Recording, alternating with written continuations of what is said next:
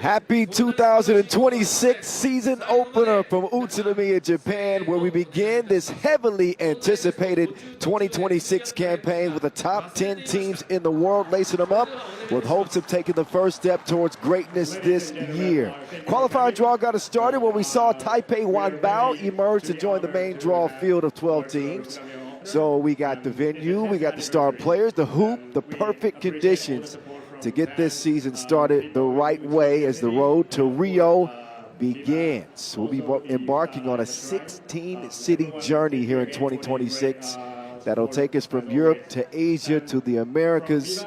Also got a pretty decent broadcasting duo to narrate the 2 days of action to get us started. Alongside the mountain, Boz Rosendahl, I am Kyle Montgomery saying hello as we get ready to get the day's festivities underway. I think I speak for us both, Boz, when I say finally, the World Tour is here, and we got 16 cities. Look at this schedule, man. Are you ready? Yes, I am. I am ready. Look, we're like you said, we're going global yet again. I'm looking at that Rio final, though. That'll be, well, it's a ways away. It just had Manama added to the schedule this week, so good to be heading back out to Bahrain. Definitely. And again, I'm excited for the year to start, man. I've been chomping at the bits, waiting at the house, writing all these articles, doing podcasts. I've been waiting.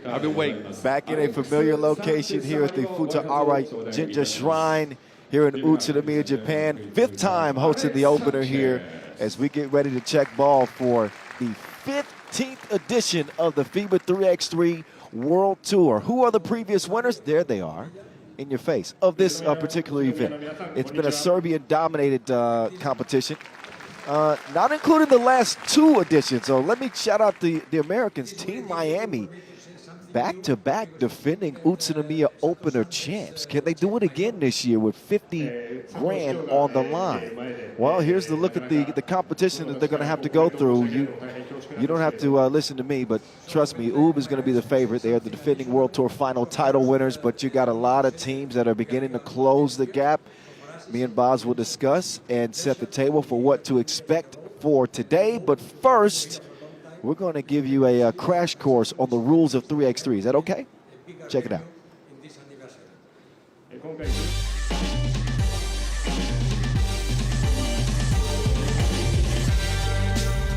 Yo, what's good? My name is Kyle Montgomery, aka the voice of 3x3. And if for some reason you still don't know the rules of 3x3, it is time to tap in. Class is officially in session. So on our half court, you've got 2 teams of 3 players with 1 additional substitute on the bench. Yo, what's up, sub? Can I check in?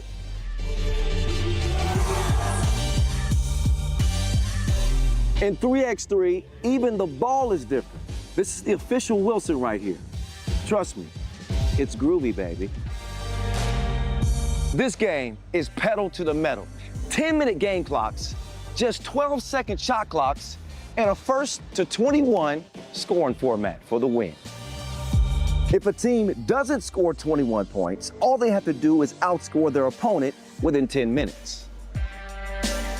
And you know we keep it street. In this game, we score by 1s and 2s. Anything inside the arc is worth 1. Anything outside of the arc is worth 2. Still got it.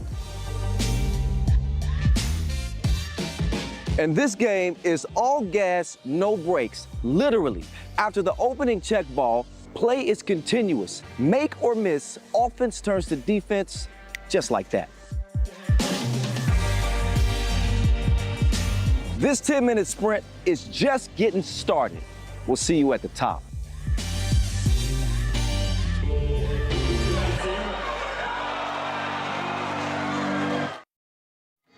All right, the road to the 2028 LA Olympics is officially, well, not officially underway yet because we haven't checked ball yet, but I'm telling you, I promise you, we are getting close. So now that you're up to date on the rules of the game, let's get you caught up on what happened last year. We had 10 different teams win Masters. UB led the way with 6, capped off by their 3rd World Tour final title.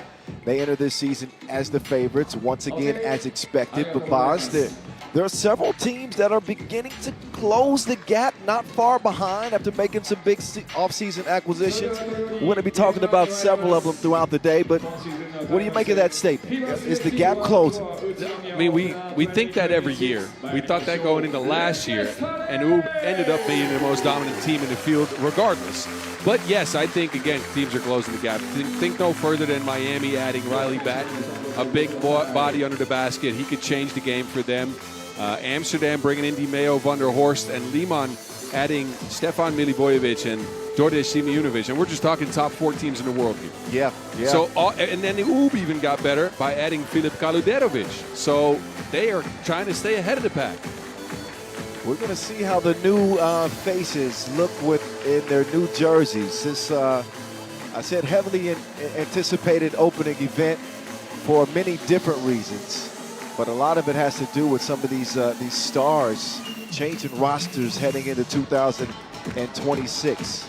As you know, the top 2 from each group advance to tomorrow's elimination rounds. And the winner of this event to kick off the year wins 50 bandos. Yeah, $50,000. So they're going to get the court cleared here in a moment after the opening ceremonies conclude. And we will jump right into Pool D action and get a look at Liman and see what they've got with their newly formed team. Just a couple minutes away. Yeah, they brought in Utsunomiya, and we can discuss that a little bit here, right? Yeah. Bigger guy. He played on Taipei WanBao, a team you saw win the qualifying draw. He played with them last year. He showed some really interesting tools, I think, for that Liman squad. He's not just a big body under the basket. He can score there, yes, but he can also shoot the 2-ball. He's also a plus-level passer to me. So he's going to look to impact the game in several different ways. Now, how will he fit in with the roster is the question, because he's going up with 3 guys that are used to each other, that have a lot of chemistry in Zigan, Milutinovic, and Basic, who played together now for a full year and picked up their team from kind of like outside of the top 5, just slightly, to back into the top 5. Well, it should be interesting. I got a quick peek during the qualifying draw, and the Manimal, the living legend that he is, he'll be in for a heck of a battle in Game 1 to start 2026. Liman, who quietly put together a pretty impressive season last season. Ended up 5th in the tour standings, 4 final appearances in 9 Masters, but kind of flamed out, so to speak, at the World Tour Final, as they did not even advance to the elimination round. So they want to get off on a good foot this season. Would you join the ceremony? Would you carry that thing, Kyle? I would, but I don't think I could wear one of those robes. I mean, I could carry my weight out there with a beam on my shoulder, but man. Look, I'm a visual thinker. I don't need to see that much leg from you, so I'm good. Yeah, I don't think anybody does, because I ain't got lotion on today, so it would really be a bad situation. So I'm gonna let them handle that. Always love seeing this part of the Japanese tradition out here in Utsunomiya as they welcome us once again. They've been incredible hosts for so long and a longtime partner with FIBA 3x3. Setting the tone for the day. Getting the energy right. A little bit breezy. Yes. Not the warmest late April day. We're dressed apart. You got a sweater on. No shorts for once. I did bring the hoodie this time. I told you I didn't have lotion on today, so I can't wear the shorts. Smart man. No, it is a little bit chilly, and that is going to affect some teams. A little bit windy as well. So the players with a higher arcing shot will be at a slight disadvantage. Could be the day for the bigs. It's all on the horizon.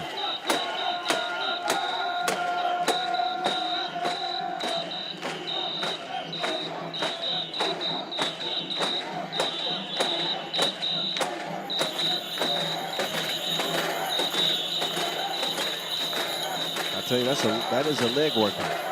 I'm starting to see some people struggling now. Yes.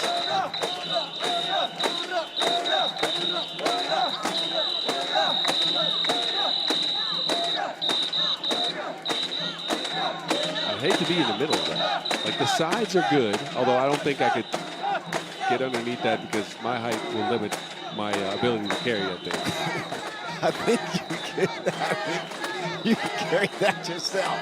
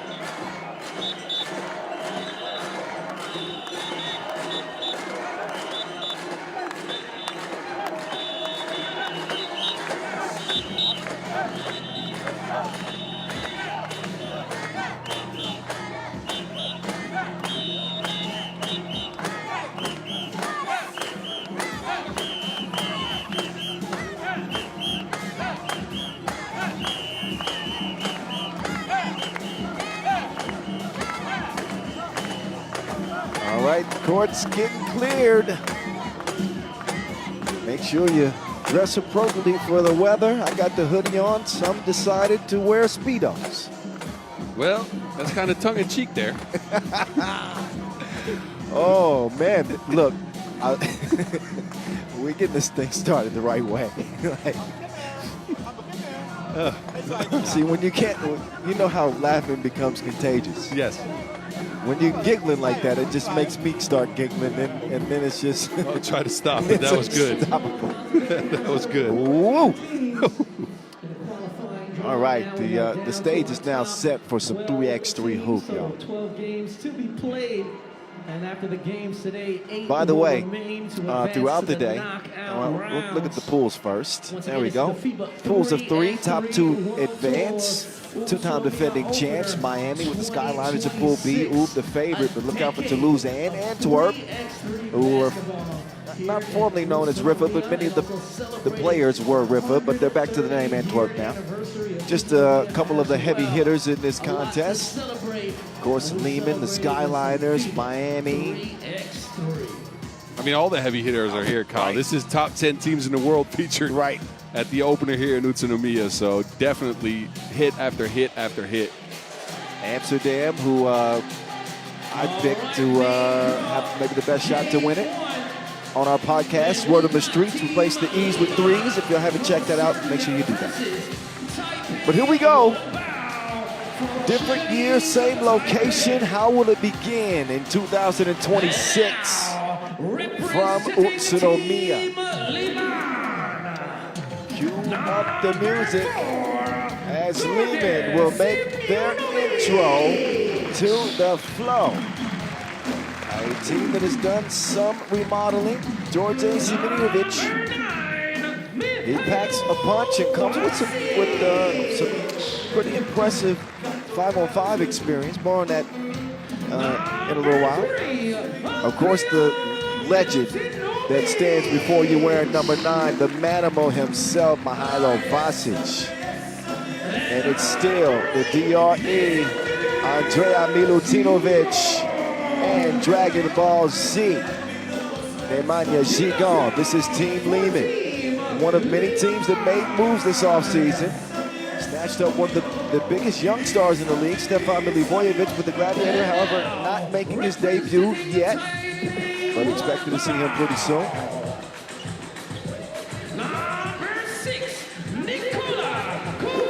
And their opponents,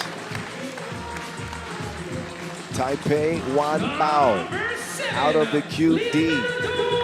An intriguing team that has added Leonardo Branquinho, represent Brazil. Nikola Kovacevic, who Voss was really impressed with in the QD. Yeah, he dominated the qualifying draw, specifically the last of 2 games, a must-win against Shinagawa, where he went to town. Barely missed any shots inside the paint, carved out position, but he's got his work cut out for him because he's going to have to go up against Đorđe Simunović, and that man is jacked. No Daniels. Here we go. You've been holding on to that one. Yes, sir. Yeah, he's swole up. He's definitely swole. They'll get warmed up. The coin flip determines the opening possession. Sidway Wang also on this Taipei WanBao team, and Petar Ivanovic. They are the 11th seed. In the yellow, the explosive Nemanja Žigon, Dragon Ball Z. With the addition of Milivojevic, when he does finally make his debut, you got to expect life to become a little bit easier for Žigon because he won't have to handle the ball as much. Him and Milivojevic for sure are going to benefit from that addition. We'll see when he makes his debut. Maybe it's next week, as this team's already qualified to Chengdu as well. But that's neither here nor there. This will be a highly, highly physical matchup. I'm telling you, Liman wants to grind teams down. They want to wear you out during the game with physicality. I saw the same style of play from Taipei WanBao in the qualifying draw with Kovacevic, Branquinho, and Ivanovic putting a lot of pressure on the ball, being super physical with guys, and on offense, they want to get to the rack. Yeah. They want to drive into your chest, hit you with a shoulder or an elbow, and then finish up and over you with their size and athleticism. This will be fun. A battle of similar styles. The experience belongs to Liman, obviously. And also considering that Taipei WanBao have played 2 games already. Whether that works to their detriment or not, we will find out. Shout out to my guy Dave Beasy, Dave Barr, watching all the way from the USA. He says it's midnight where he's watching from, so he must be on Central Time, something like that. What's up, Dave Beasy? A former co-host on The Voice on 3x3, throwback pod we used to do. Yeah, you got into podcasting before I did. Well, yeah. Just trying to spread the word, my friend. Okay, 2026 is on and popping from Utsunomiya. The voice of 3x3, Kyle Montgomery in your ear with a mountain. Boz Rosendahl is PI, knocks down the 2-piece to get Taipei WanBao going. So they keep the good times rolling so far from the QD. Ivanovic, who you don't normally look at as a knockdown shooter, more of a slasher. He shows that touch to open things up. DRE to Dragon Ball Z. Žigon, who averaged just shy of 4 points a game last year. He's going to set up Simunovic. I'm going to keep ruining his name, clearly, for the 2-ball. Don't worry. That's what Simunovic can bring you, though. Like I said, he's not just a big body. He's a good screener, but he can pop and hit those shots. Look at the spacing here. He clears out to the side, gets a line drive shot to go down. Simunovic evens the game at 2 apiece. Vasquez from the elbow. Simunovic chunks another deuce, and that one's well off the mark. And deadlock here early. Liman, a World Tour finalist team last year. Finished 9th. To close the season, Ivanovic. Some extra elevation as he extends over Dragon Ball Z. You'll be curious to see who these teams attack on each side, as they'll clearly come in with a game plan to attack certain players. She gone with the driving kick. Vasquez. Off iron, Wang. He wants to get it down low.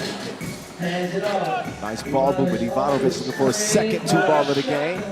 Comes off the heel of the rim. Cross. Baseline drive. Could be hard moving Vasquez. Maybe not as hard as I thought. Bucket underneath. Žigon. Simunovic going to the spin move. Running into trouble. He will hang and he will hit. Bump and the bucket. Simunovic trying for 2 the hard way this time. The old-fashioned way. Yeah, That's a big bucket, and he's showing off his versatility early, right? 2-ball knockdown. Now he gets a post up. He's a load to handle with his strength going toward the basket. Utsunomiya too strong at the stripe, but this the DRE bringing some pace as he recovers a loose ball and pokes it. 4 up. Think about your Utsunomiya, your Liman World Tour debut against your former team. Nice added storyline. Yes. Basic getting tangled up with Ivanovic. All tied up in a knot, 4-4. 8:29. Manny Day on Last game, I believe 91 it's season number 10. It's a decade into this thing. World Tour final winner, the lone remaining original member of Liman. You're right. This team has switched their roster up a bunch, and he's the only one that remained. Steady Eddie. From Zigon, give another possession. Two-time Olympian. Bronze medalist representing Serbia, world champion as well. The Manimal. The Manimal. Delivers the post, 5-4. 54. Ivanovic lofts it inside, and it's smacked away, but Basic a little bit shaken up. Zigon absorbing the contact, showing some touch on the finish. Whistle up top, by the way. Two outstanding officials in this one. DJ and Najib. Ivanovic has it. Banquino from Brazil to Utsunomiya representing. Not so much on that pull-up. That's not the take you want for him. He thought he had a clear post up, wasn't it? Ended up with a fadeaway with a hand in his face. He's been a staple on the Brazilian national team for many, many years now. And they play a physical brand of 3x3. That's what he comes from.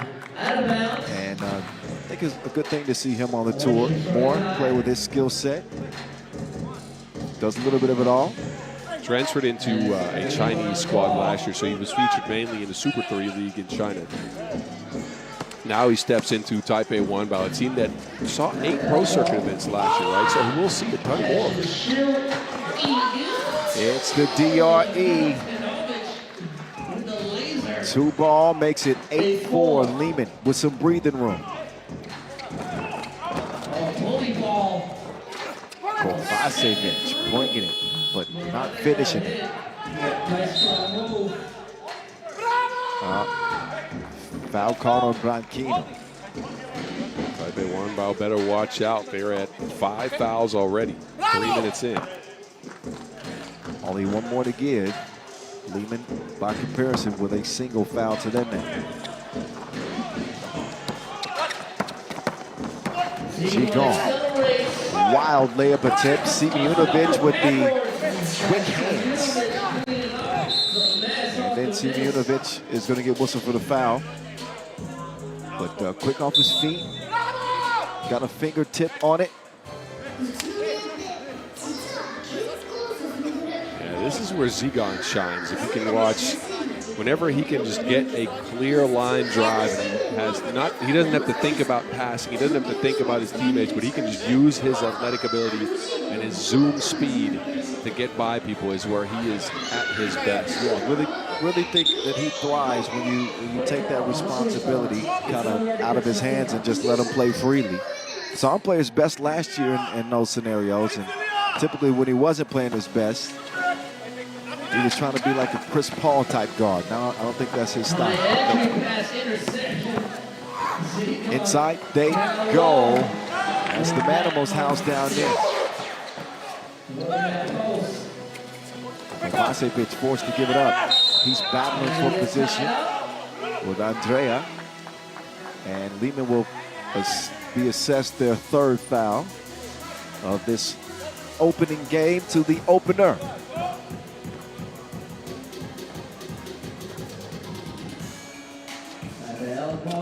Oh, Branquino on the cut. Nice awareness from Kovacevic to set up that score. Utsunomiya can't get a hold of it. Kovacevic instead will clear it, but it's snuffed out by the DRE. The loose ball is going to end up in somebody's hands. Look at Shi going, staying active, but Ivanovic eventually will come away with it. Sets up Kovacevic for it. Ooh, it ain't that windy. He just didn't have the energy to get that ball to the rim.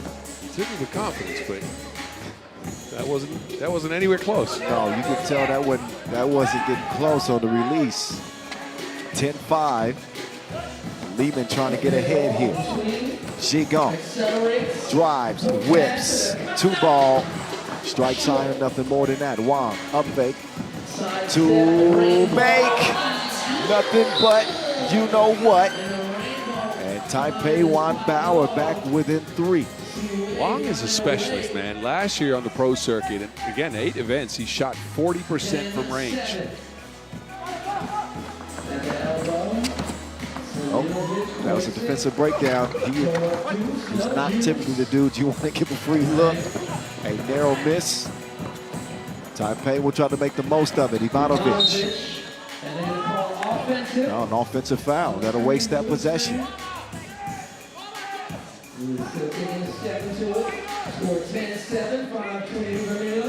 Shout out Noah Lazarus, MCing, part of the dynamic duo with DJ Lass, Olympic pedigree.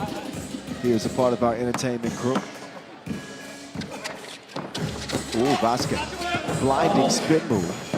Shi go! I thought he was going to get it. Yep. I thought he was going to get it. He looked like it. We've seen him do it before. He's taking it easy to start this year. Branquinho, pocket pass. Lay is missed. Ball fake. Inside. Another whistle. Utsunomiya holding on for dear life. He's got good size, but in that matchup would say a Kovacevic or even a Branquinho, I would say he's probably going to get out muscled. Oh, well, Kovacevic, yeah, you're right. Kovacevic is just a brute under the basket, man. Brutus. And what was Popeye's girlfriend's name? Olivia? No, it's close. It starts with an O. Olive oil. Yeah, that's Brutus and olive oil. That's a terrible comparison. He's gonna come over to the broadcast booth. I'm about to say, how are we on Popeye? You said Brutus. He's a brute. Yeah, you're right. And it's barbecue chicken when he's in the paint. So Popeyes is a good reference. I was trying to think of a good comparison for Utsunomiya because he's, he's wiry. Utsunomiya.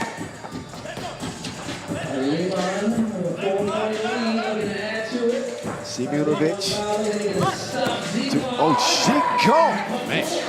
That was a power punch. Straight to the chest of Kovacevic.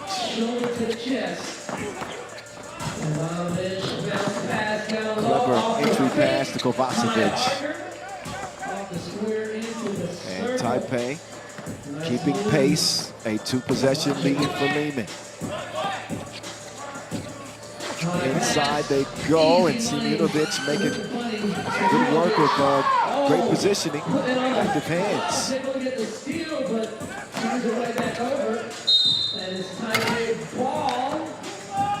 Now blue, not on the shot. Both teams at 6. What struck me so far the most, though, is the patience Liman played with. They go to determined action every single time, meaning they get the screen they want. They get the matchup they want. Ooh, that's a beautiful move. Ivanovic can't finish it, though.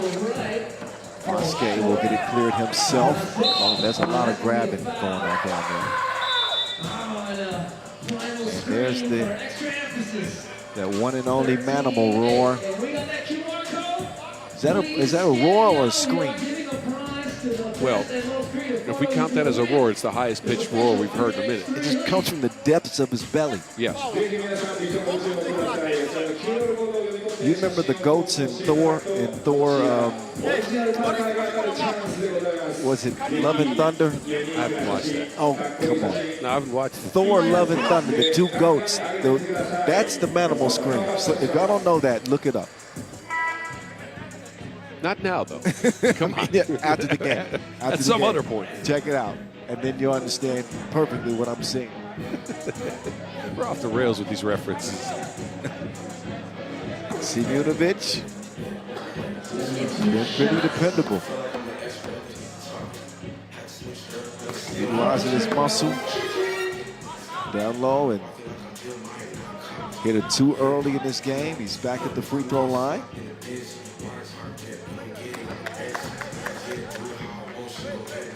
And he'll make them both count. Liman's biggest lead of the game at 7. Yeah, Simunovic is at the core of it. He's leading them with 7 points total. And again, it's the 2-ball. It's the mismatches inside. It's the post-ups. He's showing it all. Branquinho on the attack. Nobody home. 15-9. Trying to set up Vasquez, but a foul is the only thing that can prevent the Manimal from adding a 16th point. That is the 8th foul on Taipei WanBao. So that will now send him to the strike. And you can see the separation starting to build here as Liman's style of play, they wear on you. And we'll get into that stretch of the game where that starts to count, right? Yep. So Taipei is not moving as nimble anymore as they were to start the game. They're getting tired. And when you get tired in 3x3, it gets harder to think. And that's mainly what you're seeing. They're not making as crisp decisions as they were early in the game, while Liman can keep that up through their physical fitness and the style that they're known to play. Yeah, led by Vasic, who's battle-tested. That's the interesting thing, or the dangerous thing about Liman, is they can typically play any style of 3x3. If you want to make it small ball and physical, they certainly thrive in that style of play. And they've opened it up a little bit as well with a couple of 2-point hits. Ivanovic with the easy smash. Zhikong gives it up. Simunovic. Back to Dragon Ball Shi. Dragon Ball Shi. No.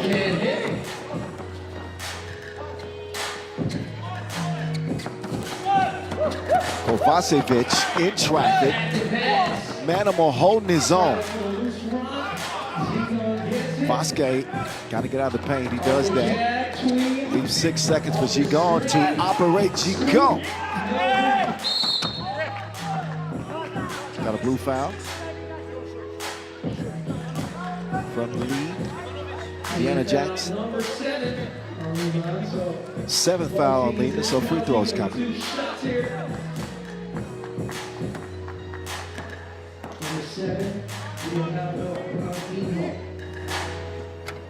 Unable to hit the first one. No go. Just one more. His free throw shots have almost no arc on them. Must be because it's windy. Yeah, it's a little bit windy, but Hit the second one. both of those a couple of knuckleballs.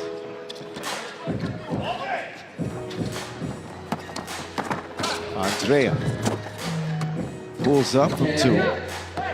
Legs in Ivanovic's hands.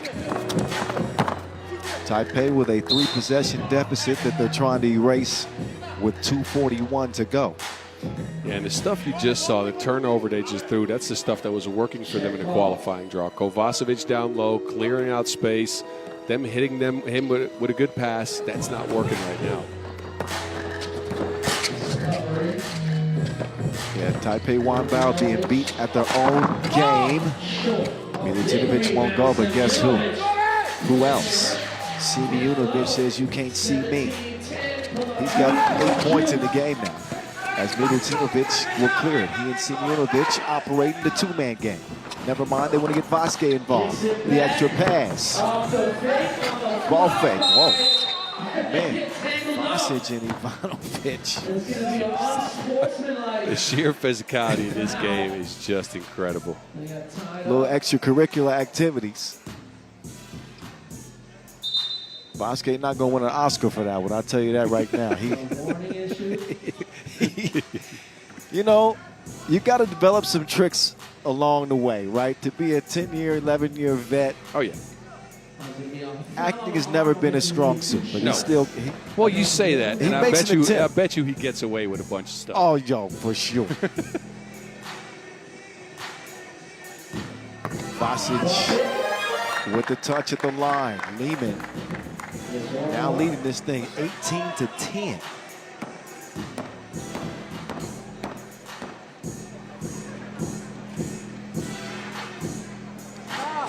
Manimal, not that time. Quick clear. Wong with the up fake, lets it go. 2 Wongs don't make a right. That 2 is good, but they still got some work to do as Vasquez will charge in, takes it at Wong. Here's Wong going at the Manimal.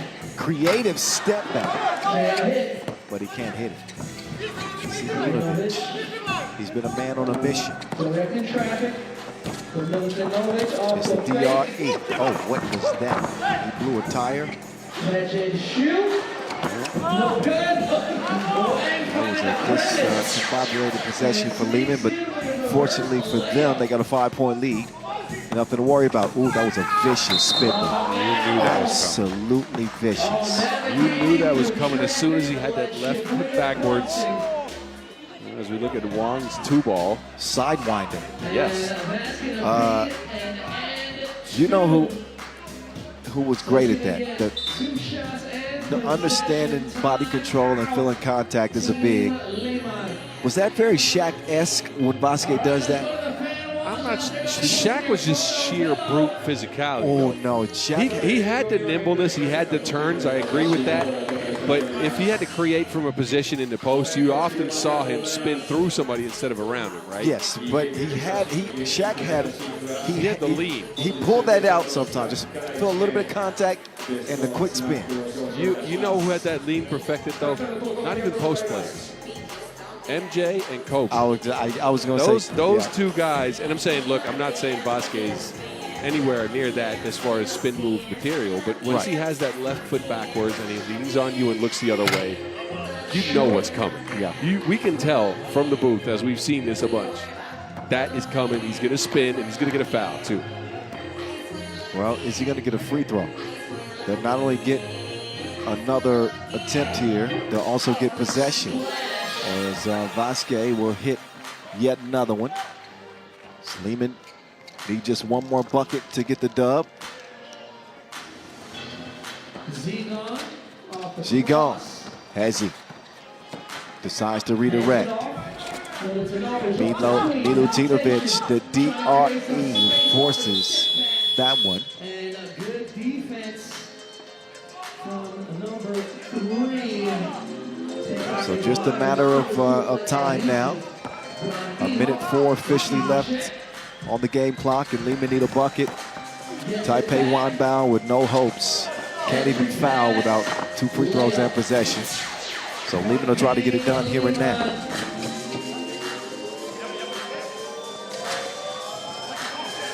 Utsunomiya. Can he finish with double figures? Nope. Don't miss it right.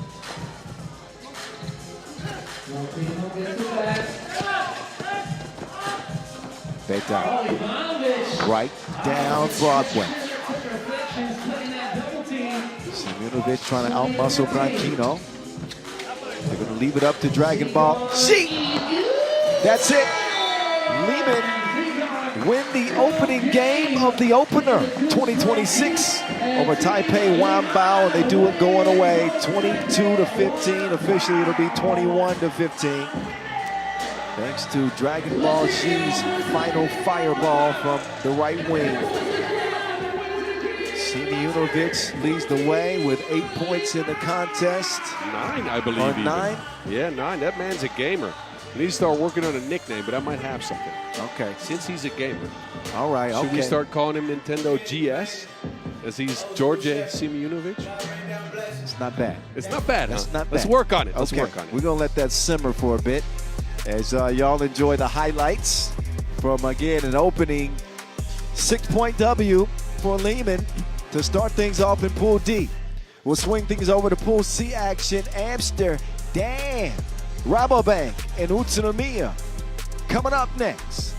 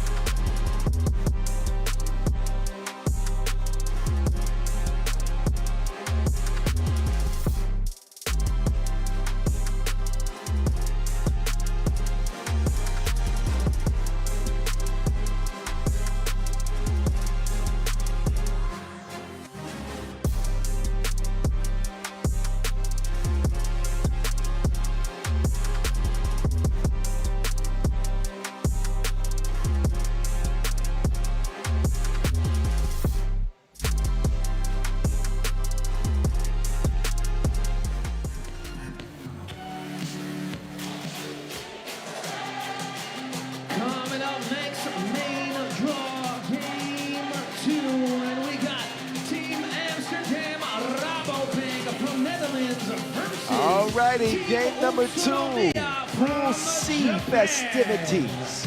Amsterdam, RABOBANK, the 2024 World Tour Final winners, beginning their campaign here in 2026 for the first time, starting the season with Antwerp van Tilburg on the roster. So he's impressed the right people apparently. He's played well so far, that is for sure. And deservedly has a spot on the roster. I'm not sure if any of the other guys are healthy, by the way. So Amsterdam dealing with some injuries early in the season. Di Opener Horst out, Brian Alberts out. But that's not to take away from Van Tilburg's presence on the squad. I like what he brought for the national team at the Champions Cup. And happy to see him out here, as he was a part of Amsterdam's lone World Tour win last year as well. Yeah, Bucharest. He played in 5 events last year.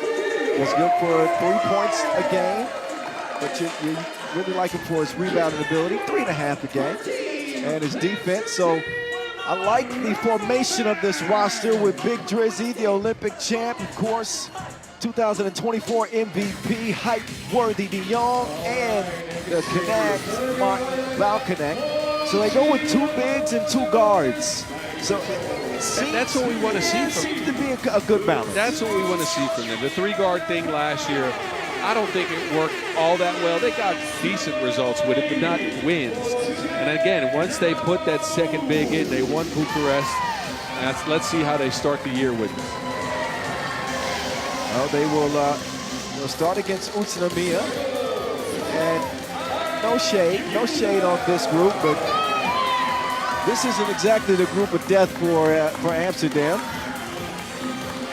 And I'm sure they gotta like their chances here in Pool C. You say that, I agree with it. With Shanghai also in the pool too. But these 2 teams met up in 2024 at this exact same spot. A 2-point game.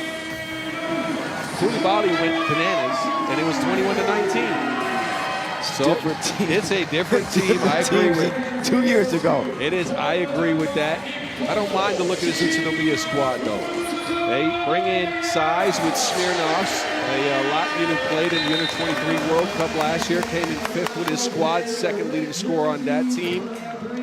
So I think he's going to add some screening game for them. He's going to be able to clear out some space under the basket. And then Batsile Mabu, a player for Botswana on the Africa Cup the last few years, he's going to add the athleticism. Now, we know what Koulibaly is going to bring. He's a high-level shot creator. We saw him on Japan for the Asia Cup. He was really good in that event. And then Udayara is a weird type of player in 3x3, and I'll explain why. He can play from a guard position, and he can handle the rock when Koulibaly sits. When Koulibaly doesn't sit, he shifts to a screening position. Now, mind you, this guy is the shortest fellow on the court right now. He stands at 183. He will go screen. He will go super physical. He will try to draw a bunch of fouls as well. I saw him in 3x3.exe when I was in Thailand with in the Super Premier playoffs. That was fun. So I'm curious to see what this Utsunomiya team can bring. And again, look, Amsterdam's a heavy favorite. I agree with you. But don't count out Utsunomiya. This is a feisty squad. All right. I'm going to go ahead and count out Utsunomiya. I'm just going to go ahead and do that. If they shock me, fine. But this is Amsterdam, ladies and gentlemen. Make no mistake about it. They come in form and ready to roll in the red. Utsunomiya trying to pull off the shocker. And to your point, I do like Suleimani a lot. Especially the way that he played out there in Singapore. He's a bucket getter. Does not get his first bucket, however. But representing Team Japan, he averaged just over 6 points a game, and he was really the lone bright spot on that team, even with a Rio Ozawa. Yes. I saw him grow up out there.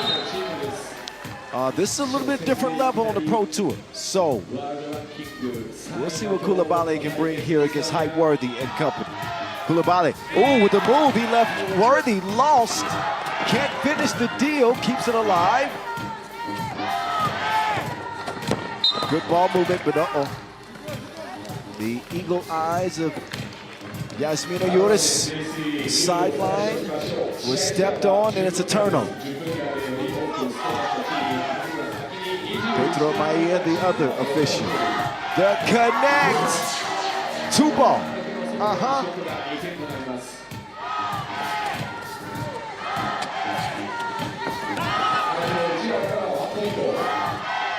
Quick hands by Worthy. Disrupts the possession and forces a shot clock violation.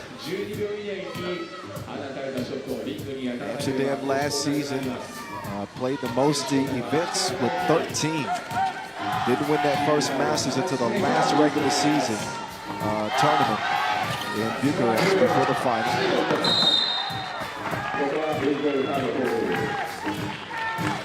And once they got to the final, they didn't obviously go back-to-back.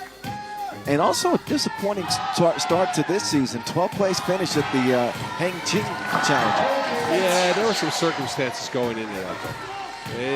Again, a lot of injuries. Worthy playing with a heavy heart, as his mother had just passed away. Rest in peace, of course. Yeah. So, that kind of affected the outcome there. I don't think that was representative of who this team can be, though. No, we know who they can be. You're talking about 2 Olympic champs on this roster and World Tour final title holders just 2 years ago. ABT with the miss on the inside, 3-2 start Utsunomiya.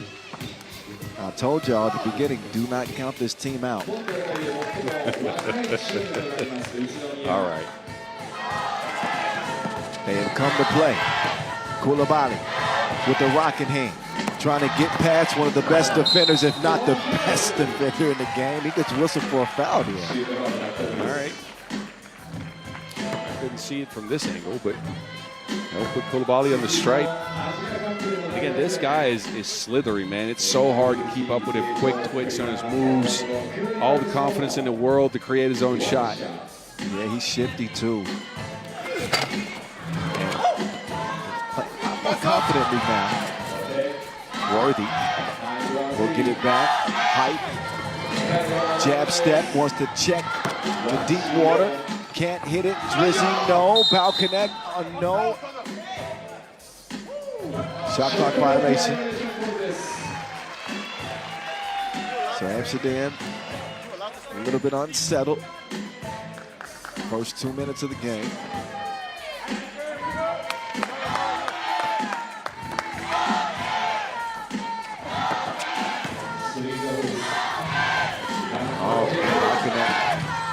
They'll snuff that one out. Knight gets his cookies took.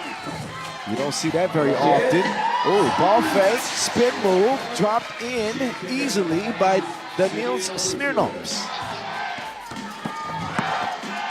Smirnovs making life difficult on the connect. And a little strong on the baseline, Jay. Amsterdam right now is not getting to the rolling game on screens at all. They're just trying to attack one-on-one.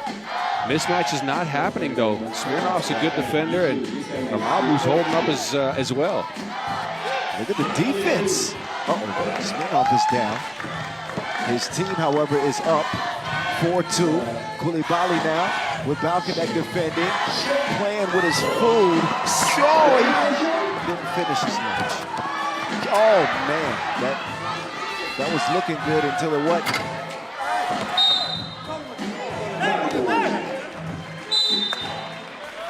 That's the type of bucket as Utsunomiya you have to get an open layup and an opportunity for a finish here. Look at the nice spin move there from Smirnovs.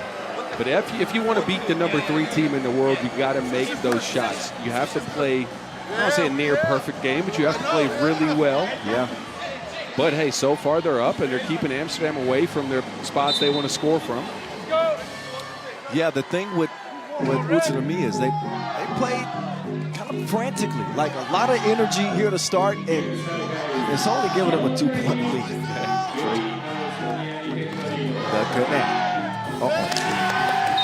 He and Van Tilburg not on the same page. A little bit of frustration showing from Martin. Amsterdam wants to get to the roll now. Apparently, Van Tilburg just didn't get to the spot.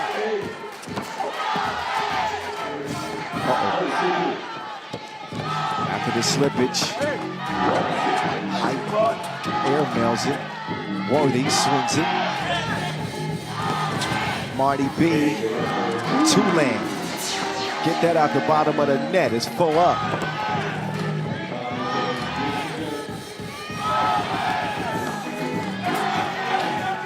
Tough defense.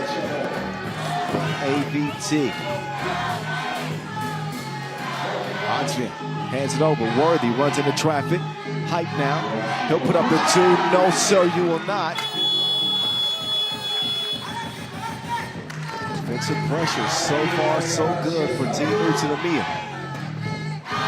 Home court advantage. Or at least they're hoping so. That'll work out. Ball still RABOBANK with the bucket. Now connect, can't not connect that time. Inside they go. Van Tilburg. He's going to draw the foul. I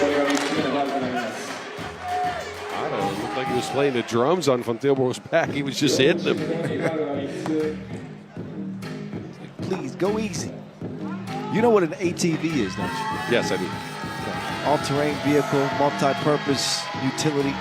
I think that his initials are AVT. Yes. But simple. He's all-purpose, you're right. Yes. All-purpose performer. 5'5". Big Drizzy. Entry pass. Finds its way to Van Tilburg. And he will deliver. Uh-oh. Koulibaly. Too strong on the two ball. AVT with the ball fake. Out to Drizzy. He's going to have to shoot a rare two ball. That is not a smart foul. No. Even though Dreesen's not percentage-wise last year, he had to be around 40% from two range. He might have shot 4 of them. But he didn't shoot many, but he was at a decent percentage. You were right. And look, going into the season, he said it was a season where he had an improved, lookout on the offensive end of the ball. He wanted to score more. He wanted to be more involved there. So I think the shot will be featured more often. In this case, though, it was the end of the shot clock. He had to heave, and why did Udayana reach in the cookie jar? Dreesen makes him pay on the first of 2. Second one, same thing. Cha-ching. 8-5. Now it's Worthy who gets called for a foul. Yeah, but I'm there before him. I'm not moving. So up steps RABOBANK, a 25-year-old, making his world tour debut. And again, the highest level of experience he has in 3x3 is the Africa Cup, playing for Botswana last year. He was around 2.5 points per game. So far, he looks like a defensive specialist. Well, that's going to be put to the test, guarding Worthy.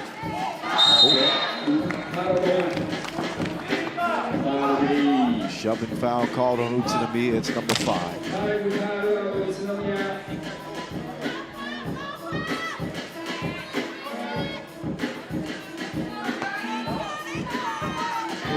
Ball back up top. Amsterdam. Worthy will get his first score of the game.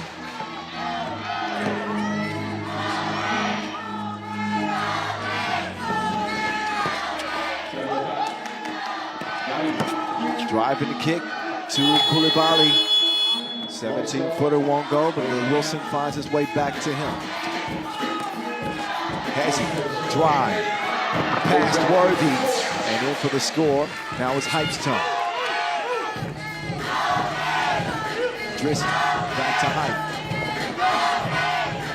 Dribble drive, going left. Worthy, great pass, but we need another second or so. So wasted possession for the Dam. And it's a frustration by Worthy. He felt like he was getting pushed out of his drive there. I don't exactly disagree, but referees didn't think much of it. And to be honest with you, they've let physical play go all day. I like that. Quick trick, blank fire. Rebound recovered If you don't succeed, try again. RABOBANK makes it 9-7. Up top to Smirnovs. RABOBANK. RABOBANK, hey boo-boo! RABOBANK! Slick behind the back. And Utsunomiya got this place live, even though they trail by 1. Yeah, but they trail by 1. Think about it. This is a team that you didn't count out at the start of this contest, but that didn't have a lot of chance against the number 3 team in the world. And then RABOBANK just behind the back frees himself up for an easy yam. But again, for them to be in this game with 3:52 on the clock, Amsterdam, they kept it to 9 points. I can get why the crowd's in this.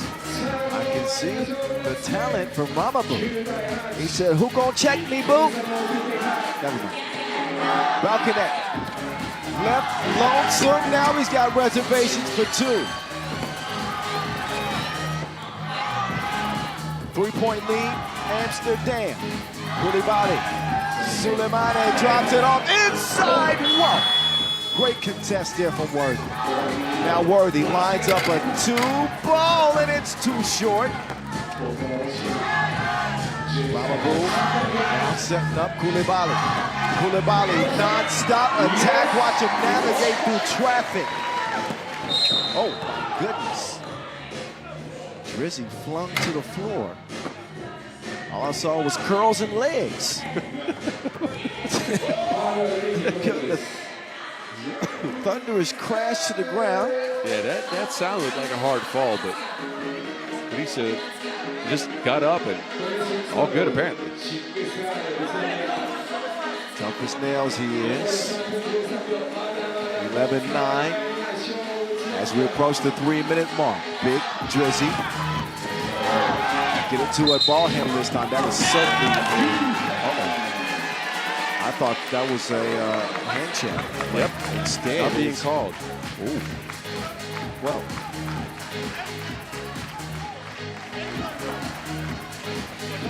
I think he has an argument. He has. Yeah, I think he's got an argument. I there. agree. You know, that was a physical play. Did not get the whistle.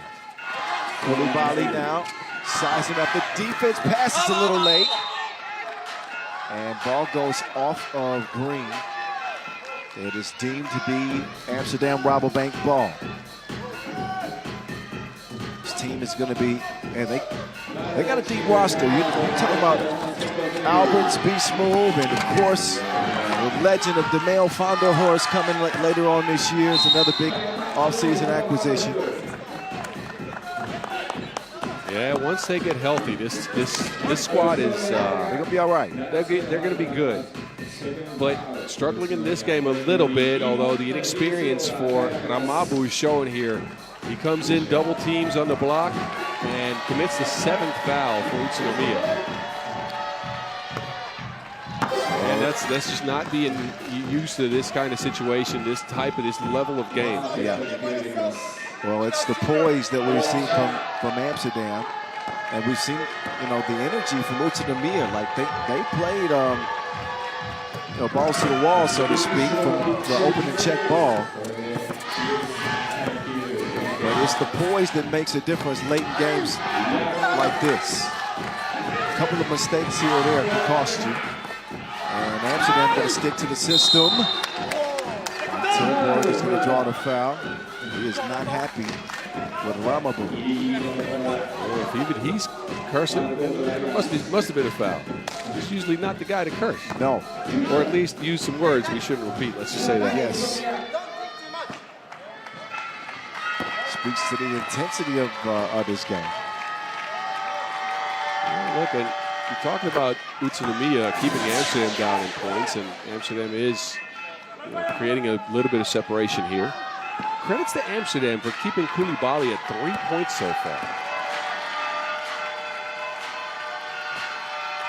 AVT. Cash money at the line. Koulibaly will drive, will fade, no sub. Drizzy.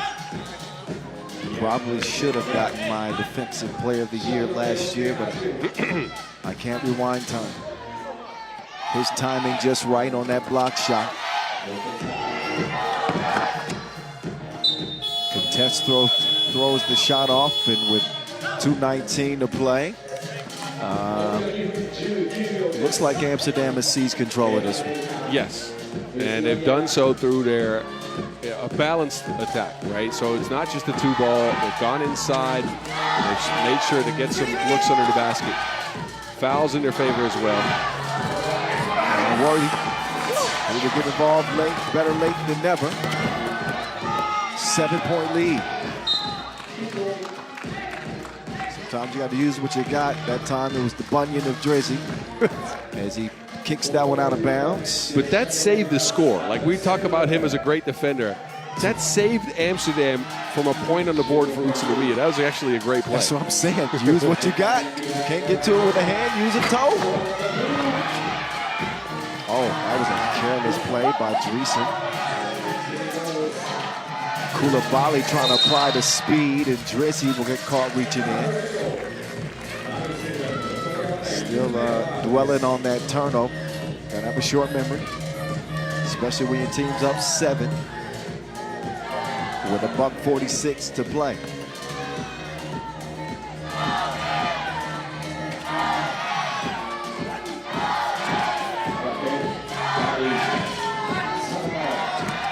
Koulibaly, entry pass is broken up, and now we can see that Amsterdam defense starting to tighten up as well. That was what was working early in the game for Utsunomiya, right? A ball screen and then a quick roll from either RABOBANK or Smirnovs. They've not gotten it at. The last 4 attempts at that have been poked away, deflected, or stolen outright. And I think, like you mentioned, that's the strength of Amsterdam's defense. That's also them recognizing in-game what actions work for Utsunomiya and adjusting accordingly. The foundation of what they do. Last year, gave up an average of 17 a game. They got Utsunomiya stuck at 9. Not even double digits in this one. 90 seconds to play. Big Drizzy. Oh, D'd up. Liman with the defense on the inside. Now Smirnov's being pestered by Bao tonight. Smirnovs has now slid or tripped or fallen on a bunch of occasions. Might be shoes, might be something else, but he's been on the floor a bunch. How's his conditioning? So far, so good. He's real good. That connect guy. Yeah.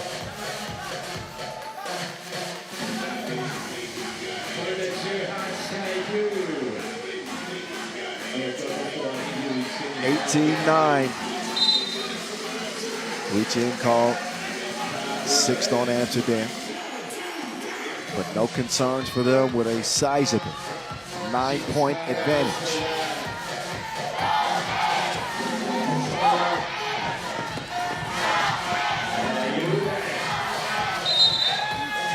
Ooh, 3 in the key.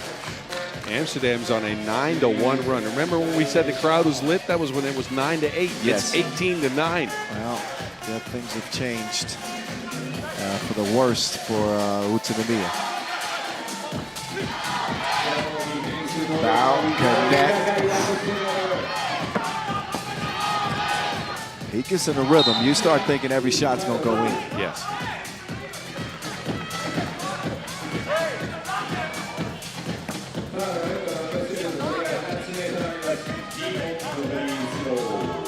That was a little bit of a thinking error there. I think Van Tilburg thought somebody told him to take a foul. But Amsterdam was at 6. Tilburg hearing voices out there. He had no need to foul there, but it doesn't cost him.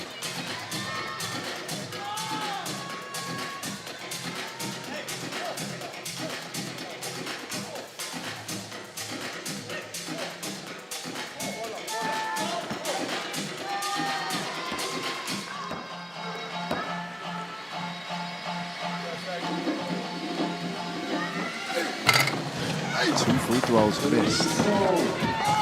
Well, It hasn't been for a lack of effort for Utsunomiya. It's been because of a lack of execution. And it's a couple of really ugly layups, let's be honest. Way off in the deep end like usual. Bao connect with another 2-point strike. The connect is connecting. And it is AVT to end this one, 21-9. As Amsterdam in that game on a 12-1 run. WanBao connect with 10 points in the game, 3 two-pieces to lead the way for the day. And outside of that offensive performance, especially in the second half of the game, I mentioned their defense, specifically on Souleymane Coulibaly, who again is a high-level shot creator, and he was kept to 3 points. His quickness, his speed was ineffective against the length for the Dutch, and it didn't matter who he was facing. All 4 players guarded him, and he didn't score much. Yep, credit Amsterdam turning up the defense midway through. Quiet offensive game from Worthy, but an explosive shooting performance from WanBao Connect. And Amsterdam RABOBANK win it going away, 21-9. 2 games in the books. A brief entertainment break coming up before we get back into the action with Pool B flavor, Miami and Vienna. That's coming up next.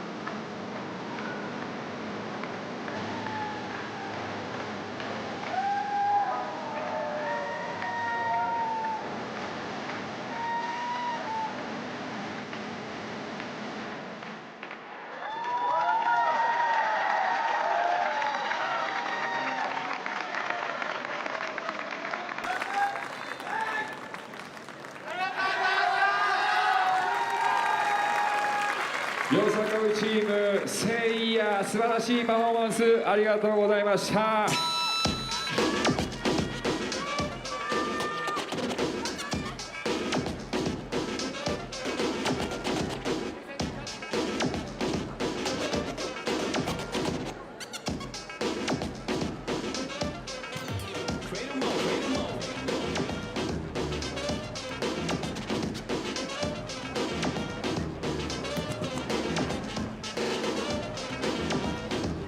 Game number 3 of 12 on deck with the two-time defending opener winners.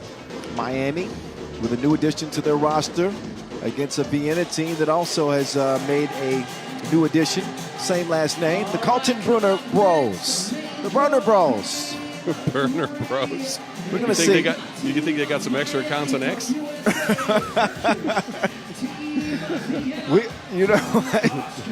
Possibly. Possibly. We'll see who takes the court here first. Vienna. We discussed this on the podcast, and we talked about teams that had the most to prove at this opener, and we both mentioned Vienna. Well, we'll elaborate on that in a bit, but let's properly introduce Miami with their new add this year, making his World Tour debut, Riley Batten, who helped lead the United States to a Champions Cup gold last month with a familiar face and body snatcher, the Slim Reaper, James Perry. He switched his socks. Yes, he switched his socks. He knew I was gonna say something. Okay. The real deal to boot as well. The most tenured Miami member. Omaha 3-ball representatives in Travis and Parrott. And they're calling him Captain America online now. That's Henry Caruso, who was named USAB male athlete of the 3x3 male athlete of the year last year. All right, I can see why. He had a good year last year. Came in and really changed the game for this Miami squad with his offensive rebounding, his hustle, and in the later stretches of the year, his 2-ball. That came around at some point. Yep.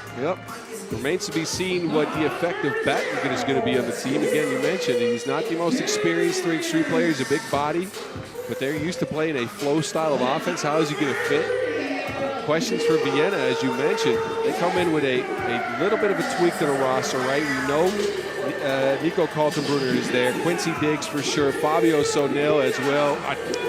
See, now people want to dap you up, but not me. You actually left him hanging. Oh, my goodness. Next time, you just hit me. That was payback. Anyway, okay? But they add Steven Kaltenbrunner as well, and this is a team that comes in with some questions. They were top 4 in 2024 in the field, dropped all the way to 10th last year, backed by a bunch of injuries, sure, right? But also their play suffered a little bit. They lost some of that defensive edge that I think made them great. They usually wrestled teams, fought them hard, pressured the ball a lot. I didn't see that at all phases of last year. And again, it could just be injury. But how can they get back to that is the question, as you know, they want to get back into that top 10, top 5 probably even. How is Steven Kaltenbrunner going to fit into that? What is his role on the team going to be? They already start the year with some injuries as well, as Nortner's still out after that injury last year at the World Cup. Blazon is hurt again. Yeah, but you know, I think the answer to the questions with Vienna is Quincy Diggs. It's Quincy Diggs. He's the guy that can transform this team into a winner, and Fabio Sonel as well. But I think it starts and ends with Diggs. It sure does, but we know he can disappear for stretches, right? He can be really good, and sometimes you don't see him for half a game. Well, a new year, maybe a new cue. We'll find out. We are back underway at 3x3 The Voice. Kyle Montgomery in the ear with the Mountains. At 3x3 The Mountain, by the way, Boss Rosendahl. Miami going to draw first blood with the flotation device activated by the real deal. Quincy swings it to Fabioso on the attack. No, sir. The American Eagle flies up top and swats it. And they get it down low to Batten. And it is, he is hit on the way up. So Riley Batten will head up to the free throw line. Vienna wants to challenge that layup. The block seemed to be after the ball hit the backboard, but I don't think they can challenge that. Riley Batten, who played his last collegiate season at California Baptist. He will misfire at the line. Carlton Brunner, step back. You don't know me like that. 2 to the chin. Caruso through the contact. No, foul on the floor. Does not count. But there's the Carlton Brunner two-piece. He came in strapped, firing at will. Parrott, crafty, slow step, slow euro on the finish. Fight now. Throws a haymaker and misses everything. Parrott, who caught one of the worst bodies ever. Last year. Was that last year? Yes, it was last year. Oh. Nice move by Quincy, but it's poked away. Caruso, 2-ball corner, lined up, tracked down by Quincy. Quick hands by the real deal. I'm telling you, Kyle, all the games between these teams are always super close. I talked to Dylan Travis this morning. He's like, we always fight them down the stretch. There's always a close game. I checked the game since 2024, the start of 2024. 10 games played, 6 of them have finished within 3 points. Wow. Now, I'll say this, though. A 9-1 advantage, Miami. So you're saying they've been dominant? Well, yes, even though the games have been close. Batten hands it over. Slim Reaper, 2-ball. Not that time. Steven has it. The Carlton Brunner bros share the Wilson. Nico. Ooh. Rarely do you see Batten get battered like that.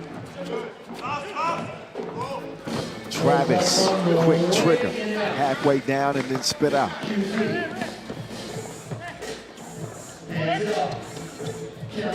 Carlton Brunner, early catalyst, trying to share it with his bro. And Steve is claiming that he was grabbed. No help from the officials for him on that play.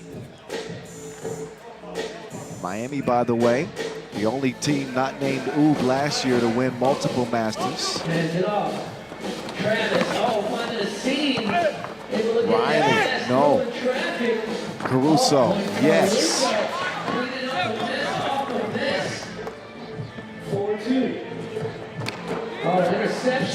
Pass. No, they're going to continue to feed back underneath. And this is where he does the most damage. Yes. He doesn't score pretty, but he seems to score a lot. Carlton Brunner settles for the 2. No. Back in Travis's hands, he'll use the screen. Oh my goodness, I saw what he was trying. I saw what he was trying to do. Pass just a little bit out of reach. Out of bounds. And off the leg, position will remain the same. 8 seconds shot clock. Air Parrott. Now it's Air Parrott. Ooh, running through Carlton Brunner. And he sacrifices his body.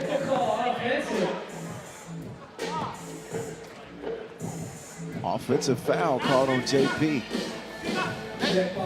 He defends Diggs. Miami with a 5-3 advantage. Quincy Z.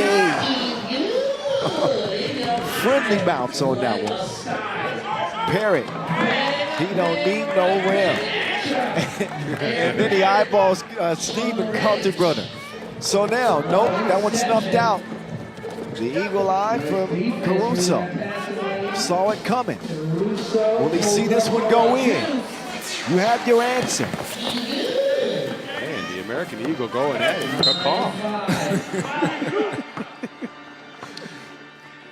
it. We just apply caw to anybody. I don't think Eagle is caw. No, you're right. It's more like a screech. I won't even. I won't. That won't doesn't sound attempt like it. we should be trying. No, we shouldn't. But hey, look, Henry Caruso's got his imprints on the game. He's got an offensive rebound. He's got 3 points. He's got 2 steals already. He's getting his team a lot of extra possessions in this one, and that's what matters most. That's what where he shines, right? Yep. Miami team last year who opened 2025 with a win. It was really the way they closed the season. They played in the final of 4 of the last 5 Masters. And finished top 5 at the World Tour final. Carlton run, showing some of that speed.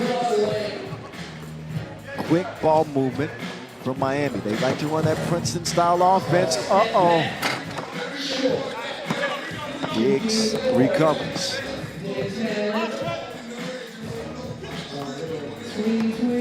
Diggs now, spin move. Gets to a spot. Shot won't go. Managed to get it back. And the soft hands from Steve Kaltenbrunn.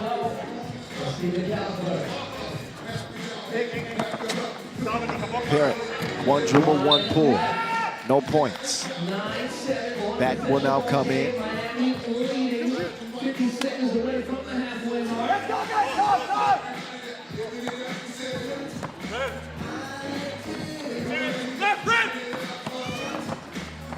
MKB to Sonell. No. Caruso always seeming to be at the right place at the right time. One of the top rebounders in the league. And still trying to get his shooting mechanics together in this one. The real deal. Lofts it inside to the Battenry ram. Battenry ram, huh? Batten continues to get it done on the inside. Kaltenbrunn, that's going to be wide right. Sonell can't deliver inside. This Miami team is going to be a rebounding force this year. Batten on the squad, Parrott as well, and of course Caruso. The real deal from Omaha.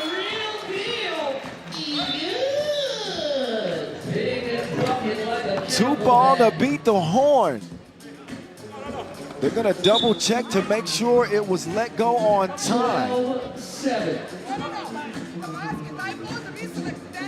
Well, he shot that almost from the Henry Dorley Zoo and Aquarium, I'll tell you that. Quick Google search. Yeah, I like it. Look, these fellas told me that the zoo in Omaha is like the top 5 zoo in the world, so I had to shout it out. Well, with this shot got me saying lions and tigers and bears on mine.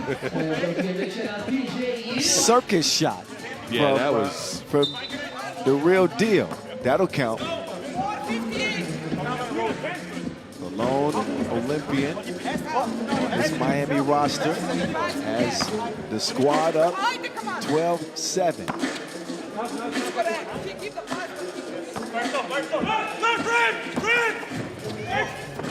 So now that's a good look. And he recovers the miss. That's a fortunate whistle. Travis in a bad spot. That's the type of shot, as far as Vienna, that you want to make, right? They were a good two-point shooting team last year, over 33%, almost 34% on twos on the year. Sonell, a big part of that because he improved his shooting a lot. His first year, he wasn't known to be a shooter. Last year, he knocked him down. Yeah. But you got to get those if you want to beat this Miami team because they are going to beat you on the boards and they're going to get some shots up quickly. That adjusted to this 3x3 game quite nicely. The 2 strike in the corner from Air Parrott. 14-7. Vienna has just been limping, you know, really for the last year or so. Dylan Travis giving us his opinion on the officiating. He'll do that from time to time. Yeah. But they limped into the World Tour final last year. And, you know, just barely got in. It was a tumultuous 2025 campaign. And they got bounced early. Not coming out with a lot of pep in their step. A 7-point deficit for them. Oh, but again, think about it. No Enes Murati on the roster right now. He's not even validated as a player, so who knows if he's going to join the team at some point or not. He's a main offensive weapon for them. No Tony Blazan, a great screener, a great offensive player in his own right, as well as a stout defender. They're adjusting. Oh, Kaltenbrunner lost his footing. Yeah. Yeah, gotta be fair given the circumstances. So we haven't even talked about Matthias Lenortner, one of the best, if not the best role player, and I say that with all respect because he does a lot of everything. Oh yeah. In the game at 3x3, he's not there with a devastating injury. What? Oh my goodness. Brought the jelly and the peanut butter. I'm trying to tell you. Some bad work from James Perry. Take a look at the contortionist finish from James Perry. And it's been all Miami. And it's due to Miami's offense having more shots, right? They're getting a lot of offensive rebounds. They always have Batten to go to down low. And surrounding him, they've hit their twos. Now, Vienna has not. They've not knocked down their twos at all. They've missed a bunch, which is why they're hurting, where they're down so big right now. Fabioso and Barnett. So now finds himself all alone, and the two won't go. Extra effort from Diggs sets up Kaltenbrunner. 3.5 to play, but still a sizable deficit for Vienna to deal with. A little sneaky link on the baseline between Travis and Caruso. Kaltenbrunner to Sonel. Taking it at Caruso, lefty lay will go. Travis trying to get rid of Diggs. Travis taking the scenic route around the city. He'll get the rock back, quick trigger, and he'll misfire front iron. Kaltenbrunner and Sonel now working for Vienna. Sonel decides to get away from that. Ooh. Took him out the deep end and drowned him. Travis, nobody there. Uncontested layup for him. Miami closing in. Fatigue foul on Travis. It's the 7th, isn't it? No, yes it is. It's not a smart fatigue foul. Vienna just hit a big 2. They're coming back into this game. They can close the gap here. Bring it back to a 2-possession match here. Diggs connects you, right? 5-point game. 2:43 to go.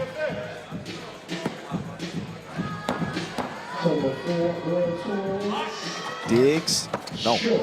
Well short on the second attempt. Parrott took his eyes off of that.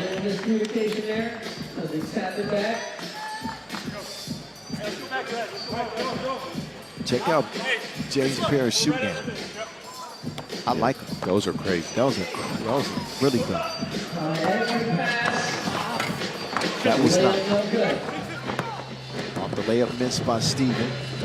Parrott trying to get it to Travis. He can't keep it alive. He touched it last.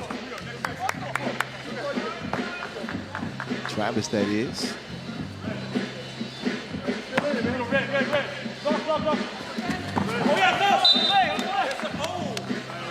Poked away. Got to rob Vienna of 2 seconds. Kaltenbrunner to Kaltenbrunner. Nico to Steven. Steven and Nico. Back to Steven. No, it's not even Stevens. No, not close. Travis to Perry. Perry got all the lanes. Barbecue, garlic, onion, cheddar, salt, pepper. Ketchup?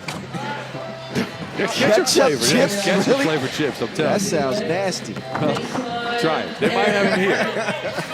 That's a Dutch thing or something. Y'all got mayonnaise chips too? No, we don't. No, we don't. Thank We got some heavens. weird flavors, though. We got apple cinnamon chips nowadays. Ugh. Yeah, those are good. Oh, speaking of Lay's chips, how about that one from Fabioso with the foul? Just off the fingerlings of Fabio Sonel. Miami with 19, but 2 more attempts at the stripe. Son, so close, but no cigar.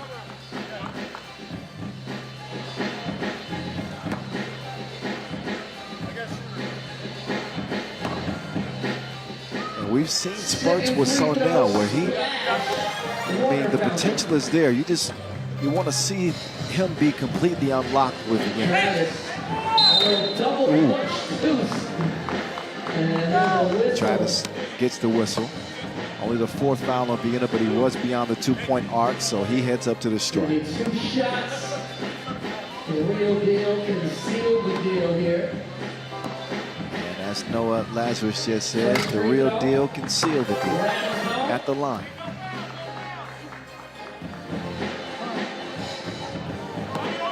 One more to go. And this game is on ice. Miami 21, Vienna 15.